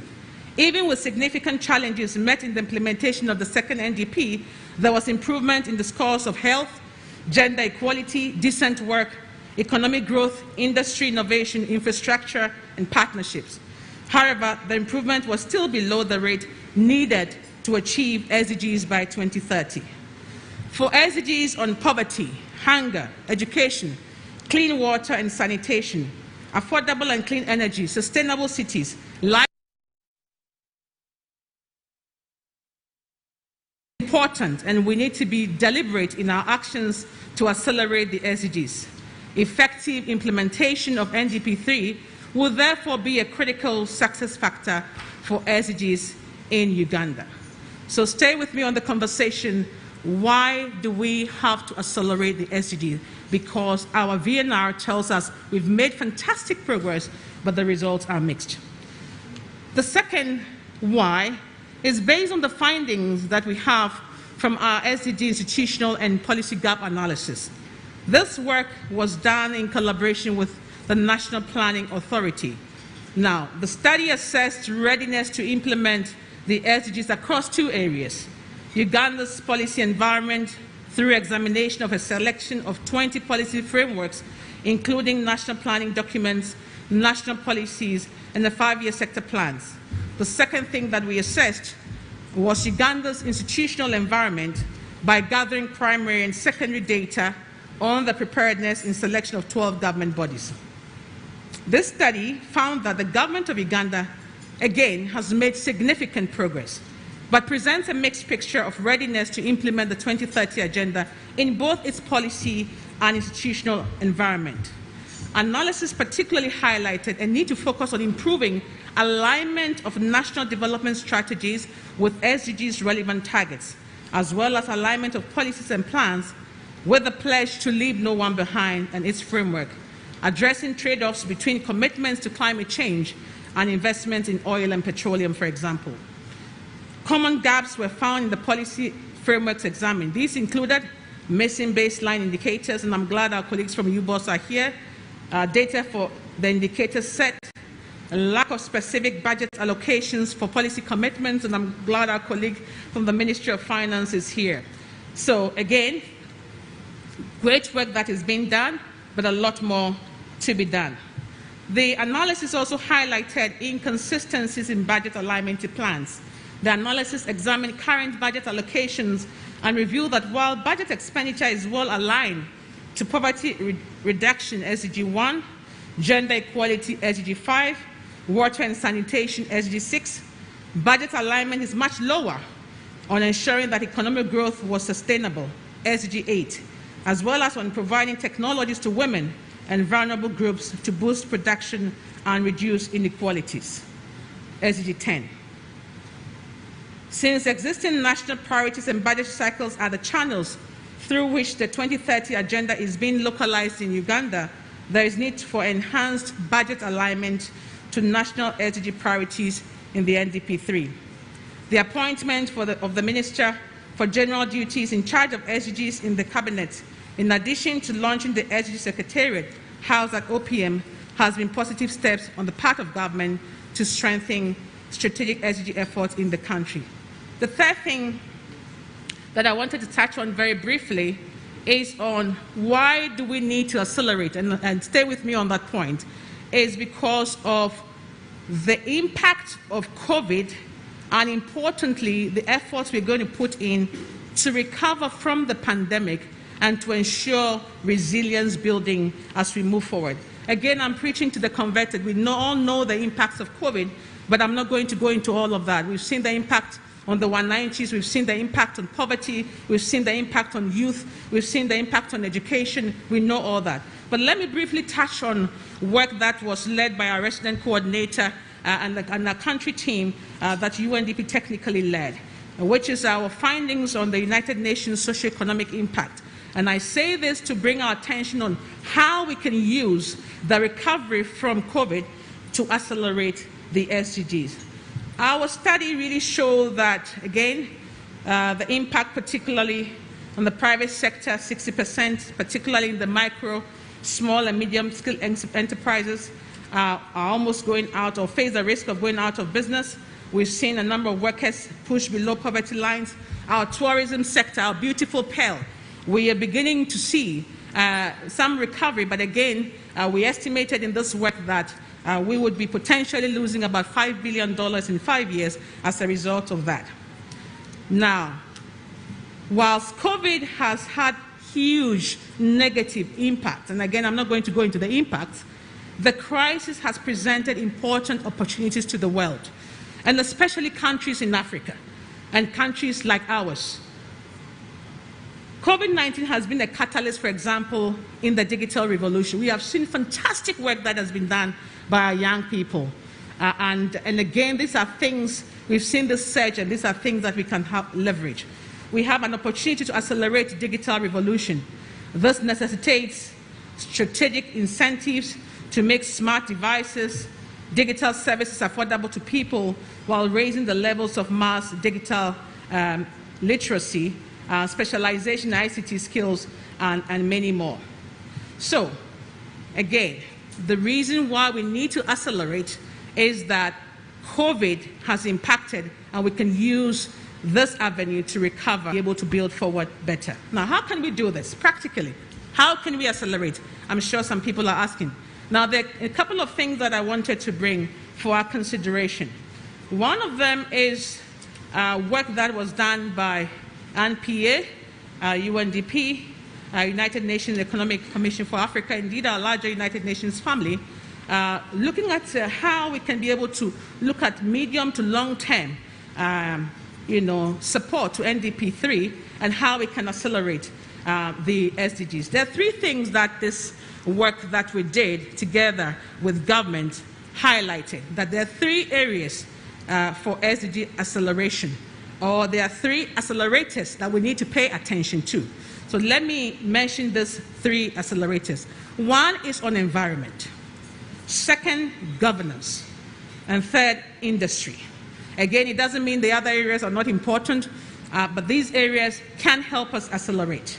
Now, we saw very closely in this report that governance interventions in NDP3 have the highest overall impact on SDGs. And this morning, early morning today, we had a number of speakers in the panel talk about governance. And when we talk governance, we are not talking about political governance or elections or anything. We are talking about issues that were raised here: local economic development, local government. We are also talking about accountability for resources and results. And I think our colleague from the Ministry of Finance talked about how do we deal with corruption, which is a very passionate appeal that the Right Honourable Prime Minister has been talking about. Public service delivery. These are all governance issues, governance of things, governance of our environment. And therefore, if we put governance as a central part of the business of SDGs, we can accelerate. The second thing is on environment, which in this analysis that we did with under the leadership of the government, environment interventions have the highest average return on investments. In fact, we estimate close to 27% improvement for every percentage of GDP spending. And it has the potential to impact on 14 out of the 17 SDGs. Now, when we talk environment, many a times people think it's a secondary thing. It is an ancillary thing. Its environment is just there. But think about it. Our economies in Africa, particularly in Uganda also, it's nature-based. Our tourism depends on nature. Our agriculture depends on nature. The water that we drink depends on nature. And therefore, the centrality of environment, whether as a contribution to health, to environment, to water security, to health security, to human security, becomes very important. And therefore, our ability to invest in that area of work has the potential to impact on other SDGs. And I think in future, when I have the time, I would unpack a bit this issue around investing in environmental intervention. And finally, the third accelerator is industry. Industry intervention. I'm glad today we had a lot of private sector colleagues here, including the Private Sector Foundation, the CEO Summit, the young entrepreneurs who are here, the musicians who are here. It's an industry. The industry becomes very important. And we saw that industry has the second highest average return on investment and has the ability to positively impact on 12 out of the 17 SDGs. So again, these are areas that we can put our energies together to facilitate and accelerate the SDGs. Additionally, obviously interventions in human capital development, health, education, water, sanitation, infrastructure, and many more can also contribute. Let me also say that for the attainment of both SDGs and our NDP3, there is no silver bullet. And the cross-cutting programs of NDP3 will harmoniously, we need to work harmoniously together. As I wrap up on how we can invest, focus on three areas of accelerators, we also need to look at the issue around SDG integration. What does it mean practically? It means that we must implement SDGs in an integrated manner to tackle the complexities that we have and to manage the trade-offs. Today, by the time you're educated with a degree, artificial intelligence perhaps has taken over your job. How do we manage these trade-offs? How do we look very quickly in terms of new thinking, new ways of doing business to be able to push the boundaries that we are looking at? So, again, these are areas in terms of how we can accelerate. Now, let's UNDP are contributing And I'm sure some people may be asking, why is UNDP passionately involved in the SDGs in supporting the agenda of the resident coordinator as well as supporting the family as a whole? Part of the reason is that we are the largest development agency in the world, in the United Nations family, and we are supposed to be the support platform to accelerate the SDGs. And we were given this mandate by the United Nations General Assembly, particularly in 2018, when our Secretary General, Antonio Guterres, worked with world leaders on repositioning of the United Nations system as a whole and how we can support our government. So let me say very briefly, there are about 4 things that we are doing, and we're working with all of you to support that. One is on the need for integrated policy and programming solutions. And here again, we have been very, very strongly involved in NDP3 design and implementation, supporting the national industrial policy, working very closely now with the Ministry of Trade, NPA, Ministry of Finance, on the Africa Free Trade Continental Area Agreement. These are all ways that we are fostering integrated policy and programming solution. The other area that we are very much involved in is on data matrix, data analytics, and SDG matrix. And I think the UBOS Executive Director mentioned a lot, so I'm not going to go into the details, but it's important for us as the Development Agency of the United Nations that through our work on the Human Development Index, our work on multidimensional poverty, and other areas of work, we are able to support governments with the data that is required to inform decision-making around the SDGs, but also to support reporting. The third thing that, and I think it came out very strongly in the panel conversation, is around SDG financing. How do we finance the SDGs? Because, you know, the needs are a lot, the funding is not much. What can we do? And one of the things we are doing with the larger family of the United Nations is looking at an integrated financing framework under the leadership of government through the Ministry of Finance. What are the innovative approaches that we can use? What else can we use in terms of domestic financing, green bonds, things like that? And these are areas that we are looking into. And finally, we are looking at knowledge and innovation. So whether it's through our Accelerator Lab, which is helping us to think through cutting edge development solutions on development challenges in the world in Uganda, where we do have about 92 of these labs, and we're going to support also the SDG Innovation Lab, which has been established. Our work on e-commerce platform, e-governance platform, these are all new ways of working. So again, these are ways in which we are helping to accelerate the SDGs. Right, Honorable Prime Minister, I think I'm delighted to say that our own new UNDP country program, 2021 to 2025, which focuses on a number of ways, inclusive and sustainable growth, where we are looking at a number of value chains, agriculture, tourism, mining, our work on sustainable management of natural resources, our work on inclusive and transformational governance, which is aligned to the new UN cooperation framework, are ways that we are supporting. Let me try now to conclude by highlighting a few of the things, practical things, meat on the bone, on what we are doing practically. One of the things that we have done recently is to establish what we call a Youth for Business, Innovation and Entrepreneurship Facility.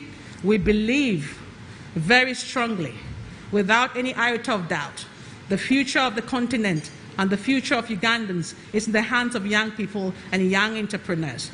Therefore, how can we support them? We generate about 700,000 people into the job market every year, but the formal sector can only take 9,000. How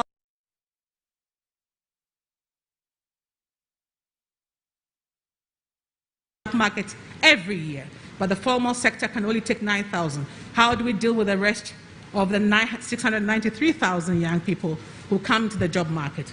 And therefore, this facility is to provide catalytic resources, which we launched it was launched by His Excellency the President last year. We are working with Stambik, BRAC International, and BRAC Uganda, and many other stakeholders. We have provided substantive resources to young people. We're touching the lives of about 7,500 economically active young people. We are working with the National Association of Student Entrepreneurs, and I think I see the leader here, where we ask young people, tell us your ideas. What are your dreams for Uganda? In the space of a few weeks, right, Honorable Prime Minister, we had 4,800 ideas of development solutions that young Ugandans had. And it tells you that the young people, there's an edge. Please feel free to clap. There's an edge for them to do something, and we are hoping that we are able to support at least 1,000 of them and work with other partners. For private sector that's here, CEO Summit, and these are young ideas. You provide them with capital, startup capital, for them to move forward. For the first time, we've also launched the Creative Innovative Challenge. So, baby cool, there are opportunities for you to tap with your constituency and others onto this area of work, where we are hoping to give about 400 creatives funding, grant financing. They've been hit badly by COVID, but they need to recover. And these are places that we are investing. We also are supporting an SME for Trade initiative.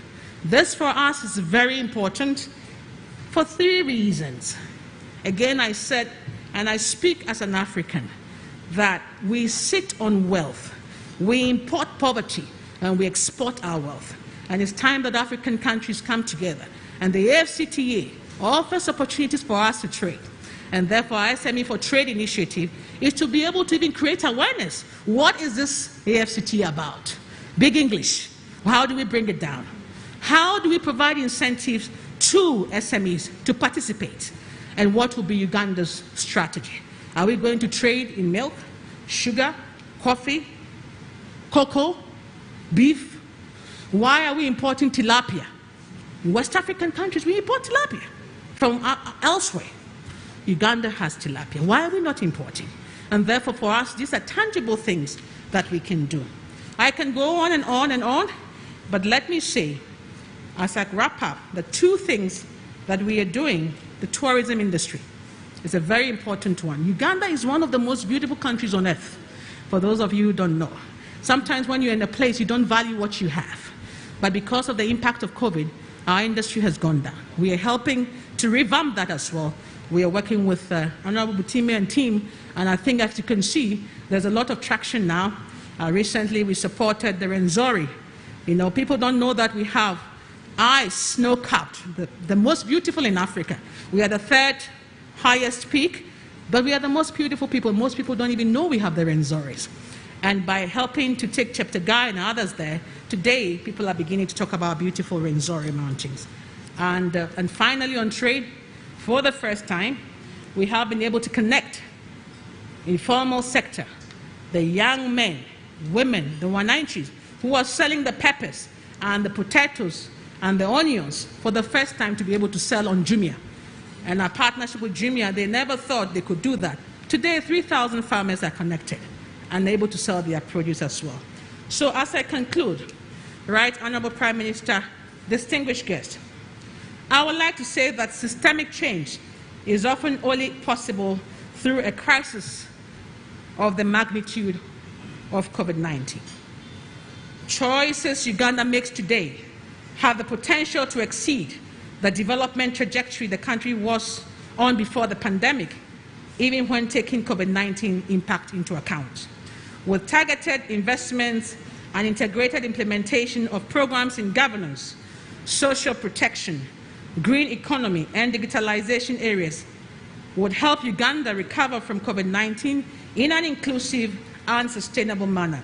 In this regard, I wish to reaffirm UNDP's full support to the government of Uganda as part of the United Nations family in its journey to successfully implement the SDGs. I know our wonderful resident coordinator, Madame Susan Ngongi Namondo, will throw more light on the larger UN's family contribution to Uganda's SDGs work, of which UNDP is humbled to be a part of. I thank you very much.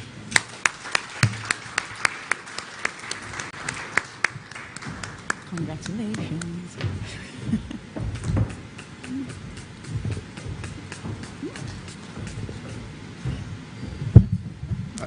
I'm doing this for you, RC, and I'll make sure I don't have any document on this. Right Honorable Prime Minister, I usually say this because not many people know that Elsie, first of all, Elsie looks Ugandan. If it wasn't for the outfit, we would think she's Ugandan. But from the day Elsie landed at Entebbe Airport, she fell in love with Uganda, and she said this is now her first home, not second home anymore. And she hasn't stopped loving Uganda. She's one of the biggest promoters of Uganda's tourism. She says we haven't done enough. In fact, Right Honourable Prime Minister, she'll probably have that conversation with you, that we haven't done enough to market this beautiful country. I agree with you, Elsie. And that God really started here in Uganda when creating the world. So, Elsie, I've done my part, right, in saying what you've said in many words before. All right, it gives me great pleasure to invite the resident coordinator, Her Excellency Susan Namondo, the UN resident coordinator to Uganda. Ladies and gentlemen, round of applause.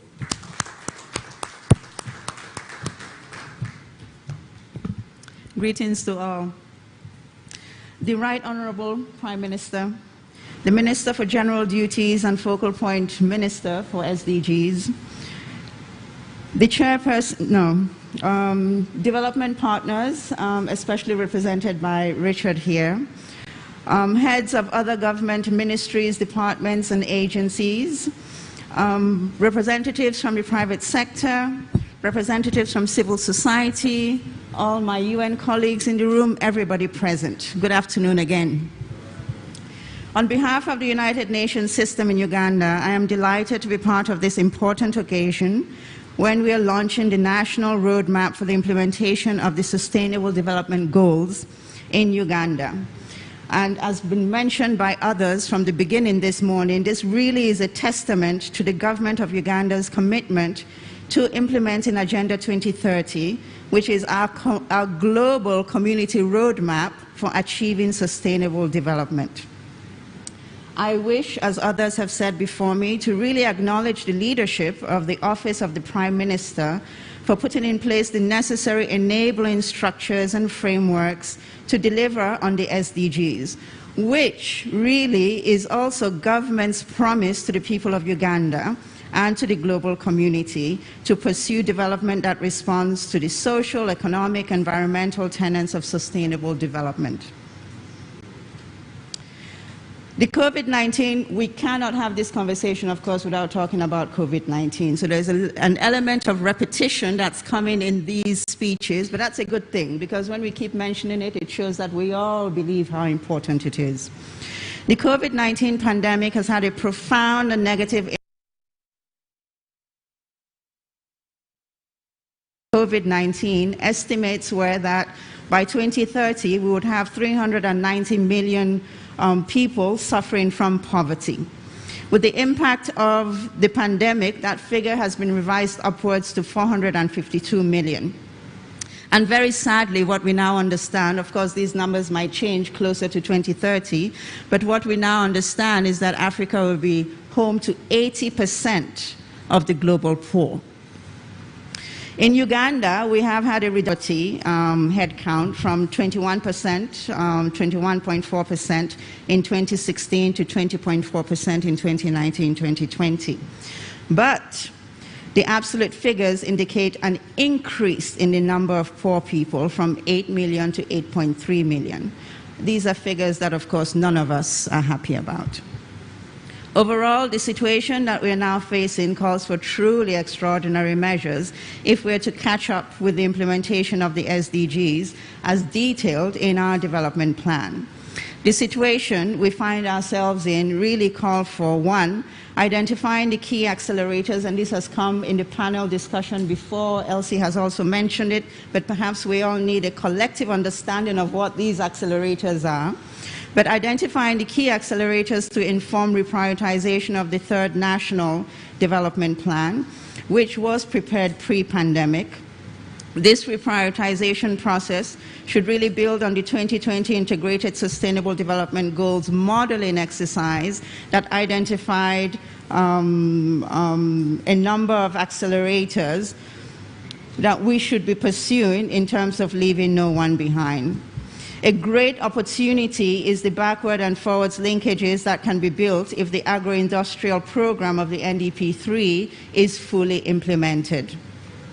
2, refocusing efforts towards growing household incomes and ensuring a shift towards better redistribution of wealth among the population, with a particular focus on those who are most vulnerable to shocks and are likely to be left behind. And as was mentioned by the executive chairperson of UBOS, such as women, youth, and refugees. With higher incomes and mechanisms to protect against shocks, the people can be in a better position to meet their health, education, food needs with less burdens on government. The proposed parish model can definitely be an entry point to reaching the most vulnerable, and the implementation modalities for that really needs to be clarified to enable its effective and efficient operation. That has also come up earlier today. Increasing per capita income levels will also require better targeted management of population expansion dynamics to ensure really a well-balanced growth. The economy is growing, our population is also growing, the per capita incomes are really not growing. We really have to think about that more explicitly also going forward. We also need to recognize the crucial role, third, of an effective data ecosystem for our sustainable development journey. To improve efficiency and effectiveness of the implementation of the country's development plans, timely data is required. And earlier on, the moderator mentioned a data revolution is required, but we really need to do greater thinking on the data front, how we're going to do it, how we're going to be innovative, what are some of the new approaches that we're going to use. And the UN family, it's an area of great interest to us. The UN family really looks forward to having these conversations with government and other stakeholders on how best the data ecosystem can be improved. And fourth, building stronger and more effective partnerships for development. This also came out earlier. We really do appreciate the ongoing efforts by the Ministry of Finance, Planning and Economic Development to develop an integrated financing strategy for NDP3. And as the UN family, we really look forward to engaging in that discussion more and contributing to the process. Perhaps government could also look at reforming current development cooperation architecture as required so that it really does respond to the evolving development cooperation landscape. In addition, as a UN, I'm also pledging that we're really committed to strengthening the coordination of our 29 agencies that are signatory to the cooperation framework. And that framework is in full alignment with government, but we really are committed to working among ourselves to make sure that that coordination happens. And one of the key instruments that will enable this coordination really is that joint annual steering committee meeting under your leadership, Right Honourable, to make sure that we really are contributing as we should to the NDP3. And on that briefly, I will conclude and also congratulate the government of Uganda and its partners for having really put in place this EDS. And one of the things that I learned from panel one was the key role that Uganda really played in terms of the midwifery of these SDGs. I wasn't aware of that. That president was fully implicated and committed through its national development plan. And for us as a UN family, I mean, the mandate that's given to us by the global community is that we're the international service that's supposed to support governments and others as this is being implemented. So we're fully implicated and committed in this journey. And I really look forward to the road ahead. So much has happened, but we know that so much more needs to happen. And we really all stand committed, I think, with all development partners to support government in this journey of really actualizing the Sustainable Development Goals. Thank you all very much.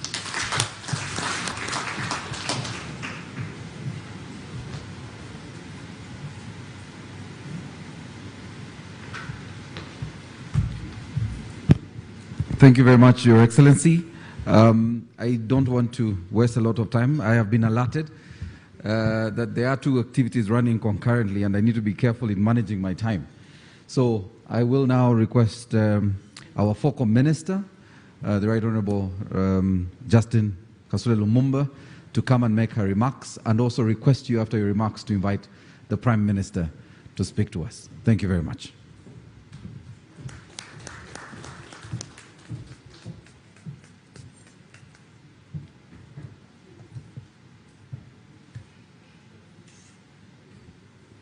Thank you so much, Maurice. Right Honorable Robin Anabanja, the Prime Minister of the Republic of Uganda, Honorable Esther Anyakun, the Minister of State for Relief and Disaster, Honorable Alice Kaboyo, the Minister of State in charge of Luwero Rwenzori Rehabilitation Affairs, Your Excellency Susan Ngugi Namondo, the UN Resident Coordinator in Uganda, the Resident Representative UNDP, Ms. Hels Ataf, Richard Nelson, the USAID Country Director, representatives of the different donors in Uganda, but also specifically those who work with us on issues of SDGs, members of Parliament present.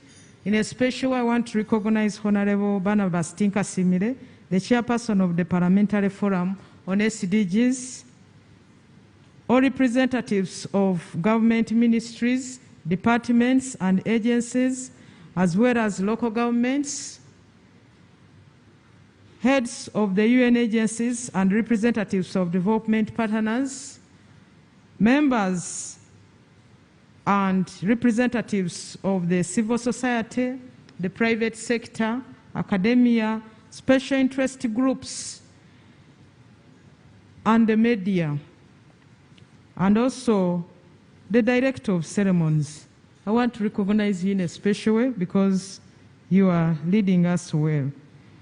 Allow me also in a special way recognize the presence of the panelists who have really had discussions, showed you how far, what we have been able to do as a country, but also spelling out where we need to improve. My special guests from the different interest groups who I've talked about before, the chairpersons of the Youth Council, Women Council, Youth League, Women League, the representative of the creative industry, Baby Cool, representatives of those who always keep forgetting, especially in urban areas, those from the ghettos, but also, most importantly, we who are here, but also want to recognize those who are with us and have taken advantage of the technology for which you were squeezed into in the new world of new normal, but because of the effects of the coronavirus. On behalf of the Office of the Prime Minister and on my own behalf and the Secretariat in a special way, I want to take this opportunity to welcome you to this important launch event of the roadmap of the implementation of the world's most important and ambitious plan for the future, the 2030 Agenda for Sustainable Development, its associated 17 Sustainable Development Goals. We will also be launching the Sdg Secretariat in the Office of the Prime Minister, whose role will be to support and do the overall coordination of the implementation of SDGs in Uganda. I want to take this opportunity to introduce Dr. Albert Byamugisha as the head. Can you please turn, and they see you turn, and those people see you, because you are going to work with the team, and these people are not going to come to us to office. It is us to go to them. We are given the responsibility to implement SDGs and achieve. We cannot achieve in our offices, in our secretariat. We must go to them, work with them. The success registered will not be only on paper, but it must be felt by them, by us, by everybody. So, from here, Right Honourable Prime Minister, After the launch, we'll be moving to the Sdg Secretariat in your office, that is the post office building, and then we'll launch the Secretariat. From the onset, I want to commend the UN and the United Nations Development Programme in Uganda for the support rendered so far in the development journey, including the launch that we have come for today. I want also to thank the German Corporation for their support to the Sdg Secretariat Hub, and indeed all the partners across the spectrum of the different roles they played in this shared journey to achieve the SDGs. I commend all the partners, including the institutions that lead the SDG technical working groups, for the importance and they attach to the roles that were given to them in their different offices. As you have already heard, in 2016, after adopting the SDGs, Uganda put in place a national SDG coordination framework and later launched a national roadmap to operationalize the framework. In 2018, the Office of the Auditor General assessed Uganda's readiness to move ahead with the implementation of the goals and reported that while some important mechanisms had been put in place within the existing government structures, there was still need to put certain things right. The recommendation was therefore that the government needed to set up an institution specifically to steer the implementation. And that's how government took a decision to have the Sdg Secretariat. The cabinet then appointed a minister for general duties, Honorable Mary Carol Okurutu Businje, as the focal point minister for the SDGs. And she really started off, and here we are because she led the team to this level where we are. I want to take this opportunity to thank Right Honorable Dr. Ruhakana Rugunda and Honorable Mary Carol Okurutu and the teams that they worked with to make us get to this level as a country. They've informed you that when it came to rating, Uganda was the 18th out of the 52 countries on the African continent. That's no mean achievement. We should be proud and clap for it. But what we need to do is, we have it here, we have to go and work with the people who we are supposed to target with all these 17 objectives and make them feel the objectives. When it comes to, I want to single out a major one number, the second SDG, no hunger.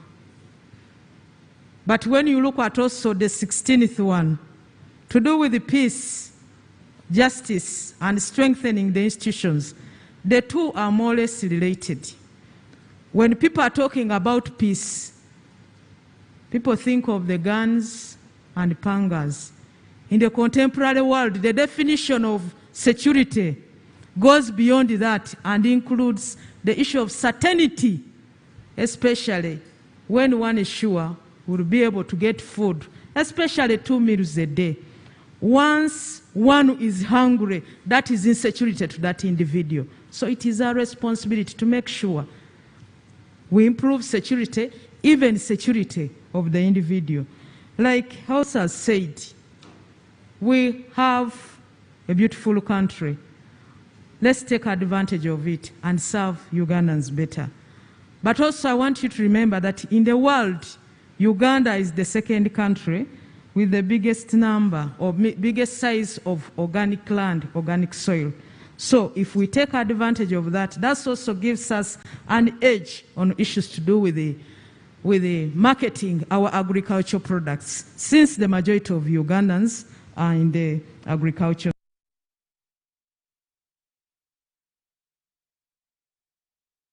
of organic land, organic soil. So if with the marketing our agricultural products, since the majority of Ugandans are in the agriculture sector. The biggest employer in this country is the agriculture sector. In 2020, the roadmap expired, and with support from UNDP, we have been able to review the coordination framework and the roadmap. Based on the findings, a new roadmap has been developed for the period from 2020-21 to 2024-25, aligned to the third National Development Plan. The goal of the National Development Plan is to increase household incomes and improve the quality of life of all Ugandans. This goal demands our collective and focused efforts together with all development partners, private sector, but every individual matters. Indeed, the theme of NDP3 is sustainable industrialization for inclusiveness, growth, employment, and wealth creation. We tried as much as possible to also align the NRM manifesto for this term, 2021-2026, to the NDP3 and also the SDGs. So there is no room for diverting from what was being put on paper, because all these were also included in the NRM manifesto, which we gave the theme, Securing Your Future. But the best objective in it is to make sure we improve household income for those in the agriculture sector, for those in business, for those in the private sector, but most importantly, to make sure everybody is so certain by having peace and security in the mind. We launched this new roadmap at a time when Uganda has just kicked off implementation of the new parish development model. This is a strategy for organizing and developing and delivering public and private sector interventions for wealth creation and employment generation at the parish level, which is the lowest economic planning unit in Uganda. It is a reform that is fully backed by the Local Government Act of 1997, the Public Sector Transformation Program of NDP3, the NRM Manifesto of 2021-2026, and the 23, also in addition, the 29 presidential directives to all of the ministers to make sure they implement all the 3 plus the directives to make Uganda better for both Ugandans and non-Ugandans, for humanity. The parish model is meant to make government more responsive and more accountable to the ordinary person at the level of household. Most people have paid a lot of attention to the money, but there is the component of the mindset that we must work on very fast so that money finds a mind which is ready. It is not only an issue of money. That's a smaller component, like I've said before. We must be able to account if there is a health center in that parish, how much tablets of Panadol did we get? Who received the Panadol? And is there a need for more? We may be sitting at the district office to say, we need this medicine for this particular district.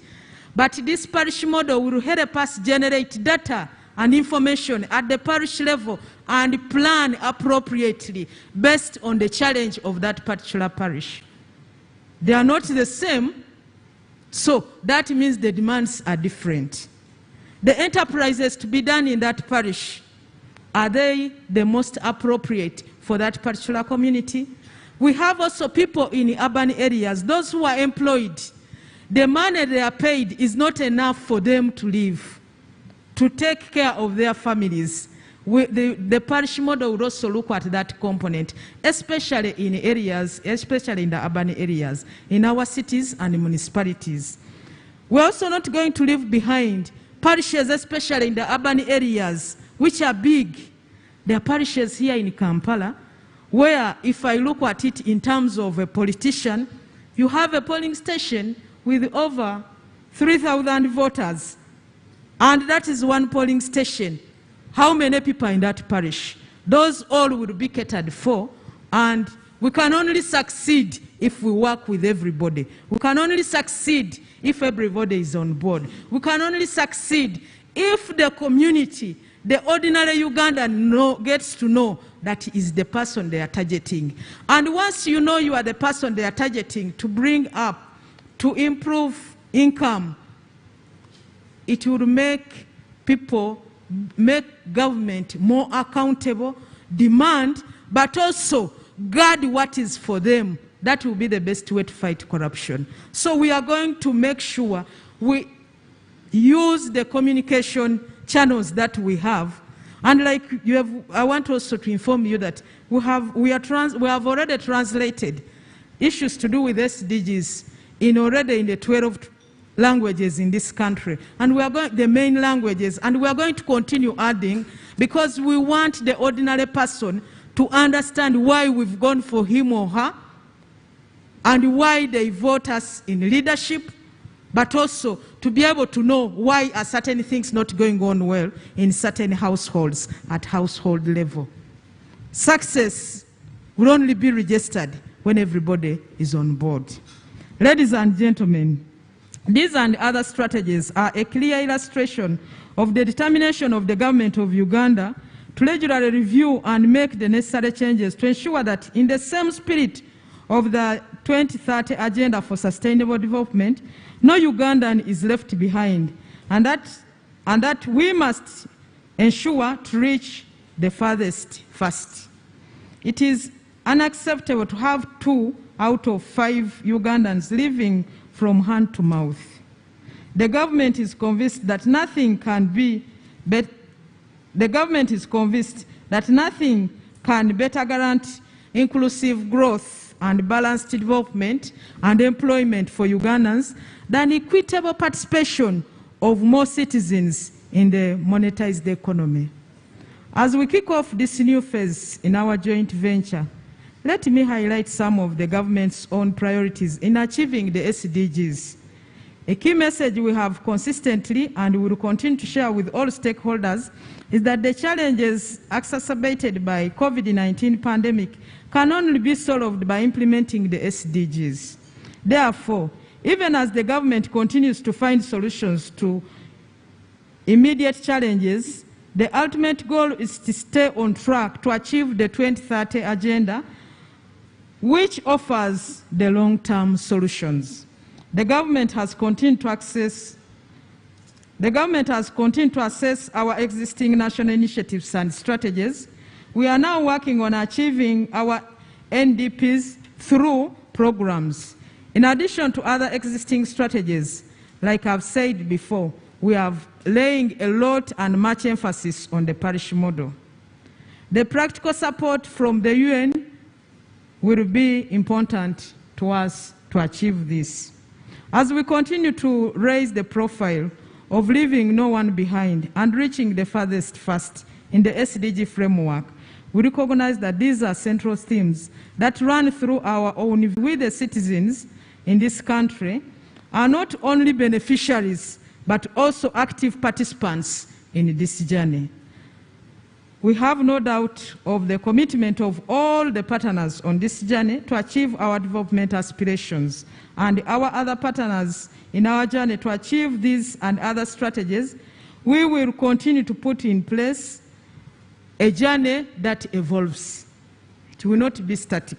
The government of Uganda remains committed in achieving the SDGs, but with collective efforts and the challenges notwithstanding, I'm sure we will be able to make headway, because we have no option but to make headway. Why I'm saying this is that for those who have, let me give an example. For those who have, if you look at Kampala, look at Kololo. Near Kololo, you will find a slum. When you look at Muyenga, next is a slum. When you look at Naguru, there is a slum. While those in Naguru may not sleep because they think those who don't have are going for what they have, those who are in the slum, some may not have gotten lunch or supper and are looking out how do they get food, and yet sleep has not come. So the other one is not resting at night because he's fearing the other one who doesn't have is coming. And this one who doesn't have is wondering, how do I get sleep since sleep has disappeared because he's hungry. The two to have peace must work together. So I want to take this opportunity to say, Mr. Chimboha, the corporate and my ghetto team, government must bring you together to work together so that everybody has inner peace. My sister Rose Gamera Gertrude, by the way, we were together in school same year. She was doing law while I was doing education. She raised the issue of inducting the councillors.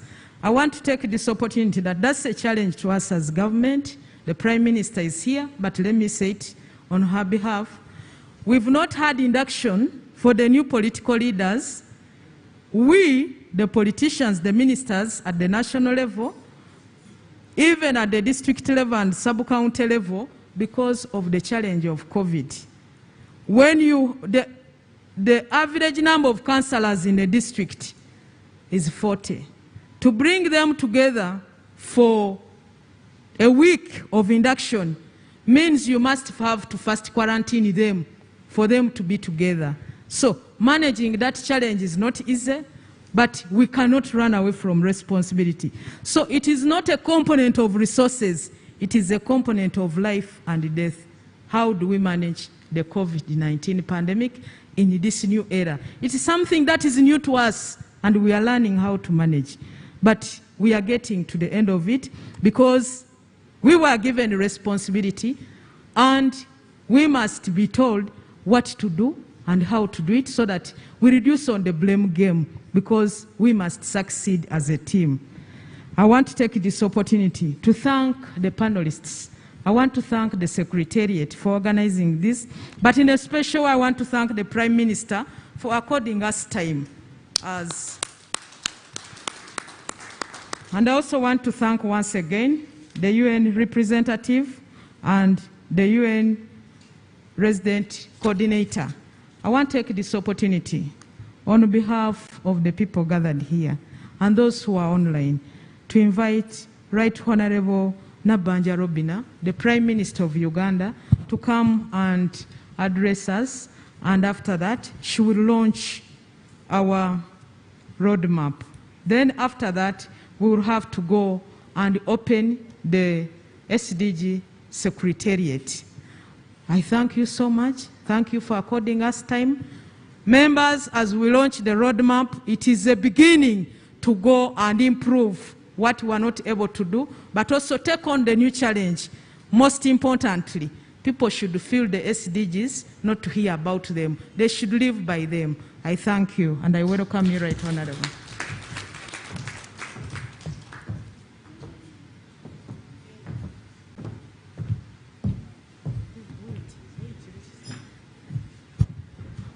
Rose, can you help me with the spray? We clean up the place.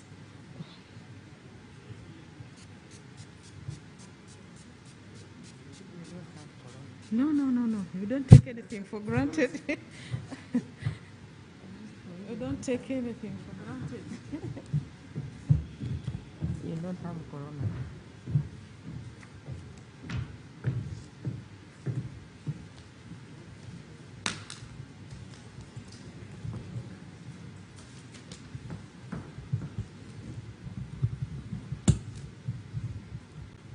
The Right Honorable Justin Kasule Lumumba, the Minister for General Duties, the Honorable Ministers, our Member of Parliament, the Honorable Tinka Simile Barnabas, who is from my area, Your Excellency Susan Ngogi Namondo, the UN Resident Coordinator in Uganda, the Resident Representative UNDP, Ms.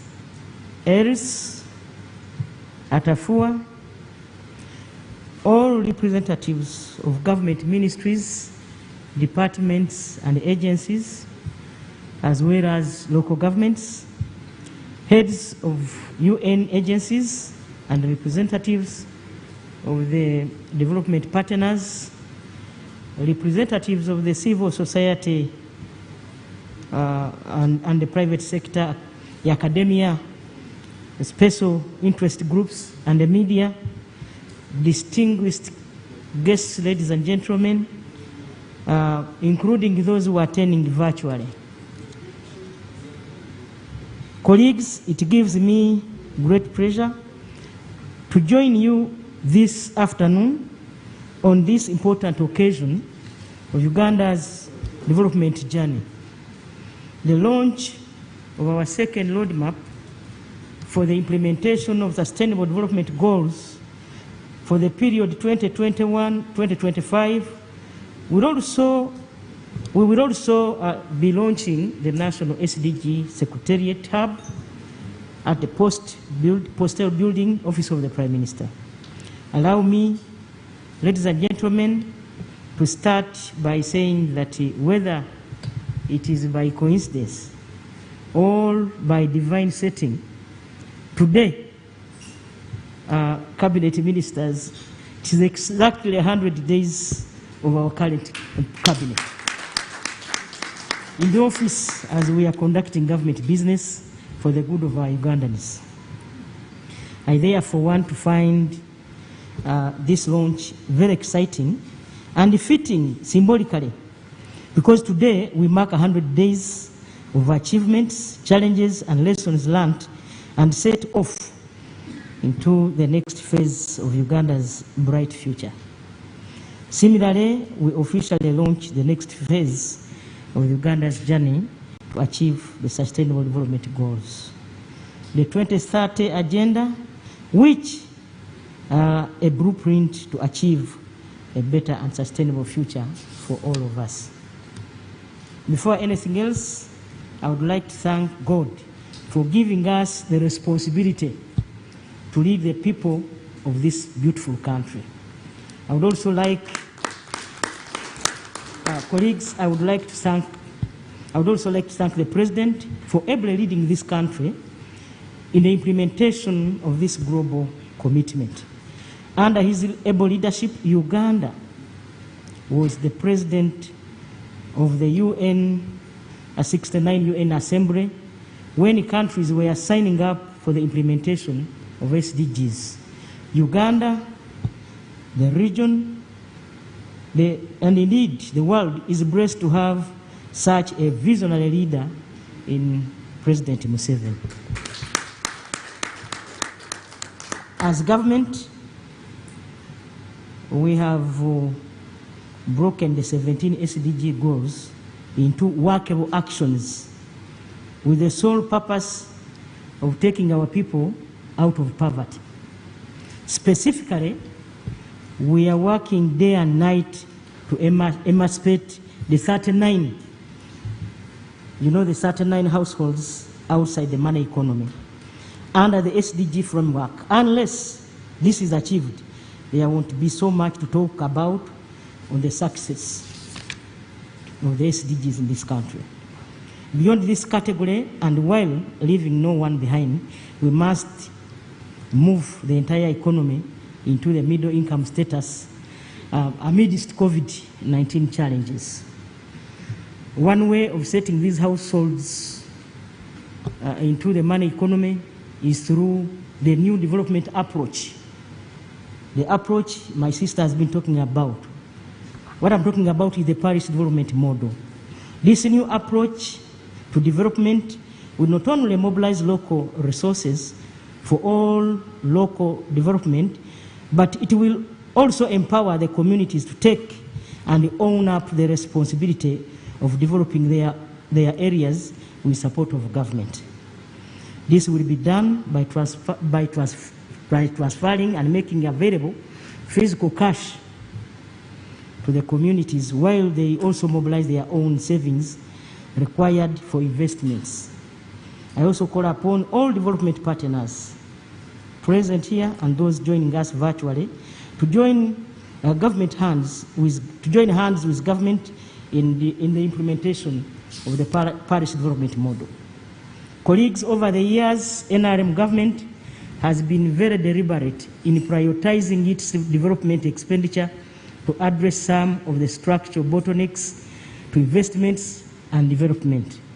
For instance, over the last 10 years or so, government has prioritized the development of power generation capacity, development of road infrastructure, development of human capital, as well as enacting appropriate policies and laws, of course with regulations that have helped us to achieve this. The fruits of this strategic action by government is beginning to pay off. For instance, power generation capacity has outmatched demand. That excess electricity capacity is a good problem to have. It will be, of course, solved by upcoming industrial parks. Today, before I came here, I had a delegation from Denmark. Their focus is investing in agricultural industrialization. I also met another delegation from Turkey, and they are also focusing in the same direction. So having enough power is the best we can have as a country. As we continue to face the tremendous socio-economic challenges that are affecting us all, we must remember this, that the COVID-19 crisis has validated the reasons for adopting the 2030 agenda in the first place. COVID-19 has created a new normal, a reality was a must accept to live with many years to come. We must accept to live with for many years to come. This new roadmap is a result of the deep reflection during this difficult time, and it will not just be another bright yellow document on our sleeves, but rather a daily guide that we will refer to frequently as we take stock of what has worked and what hasn't, identifying strengths, weaknesses, opportunities, and threats. That part has been done. What remains is how we move forward. Ugandans are looking up to us, colleagues, for answers and direction. We should not be found wanting in that regard. It is therefore my prayer that this roadmap is implemented, and we must implement it. It is the only way that will keep our promise to leave no one behind. Government, I repeat, government will not allow corrupt tendencies in the implementation of this new development agenda. To the corrupt government officials, your days are numbered. Oh yes. Already you must have seen heads that have started to roll. Government saying zero tolerance to corruption. The government of Uganda, under the leadership of the President of Uganda, that is Yoweri Kaguta Museveni, and all of us bears the primary responsibility for the implementation of the roadmap, which we are launching today. We acknowledge, however, that we cannot do it alone. We did not even develop it alone. The roadmap is a result of a highly consultative and participatory process in which we reviewed the national coordination framework and based on the findings mapped out of the way forward. I take this opportunity to thank my colleague, the Honorable Kasule Lumumba, the Sdg Secretariat, and my office for ably coordinating this process. Honorable members and all of you present, as I conclude, I want once again to thank you all for being here, and those who are following us virtually, and for different contributions you have been making towards achieving our development aspirations. I look forward to seeing tangible, practical results in all corners of Uganda including, or maybe especially, the 39% of our households, those people the president call okolere kida chonka, who are outside the money economy. We want to see them also join the money economy. With these remarks, ladies and gentlemen, it's my honor and pleasure to launch the new roadmap for implementation of the Sustainable Development Goals. I thank you.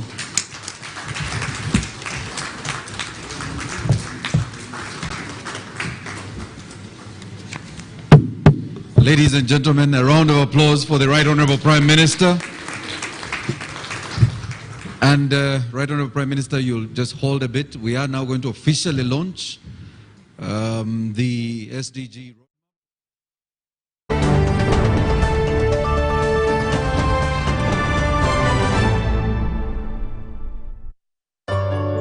Join us virtually as we celebrate URA's 30th anniversary and annual Thanksgiving service. The event will be live on all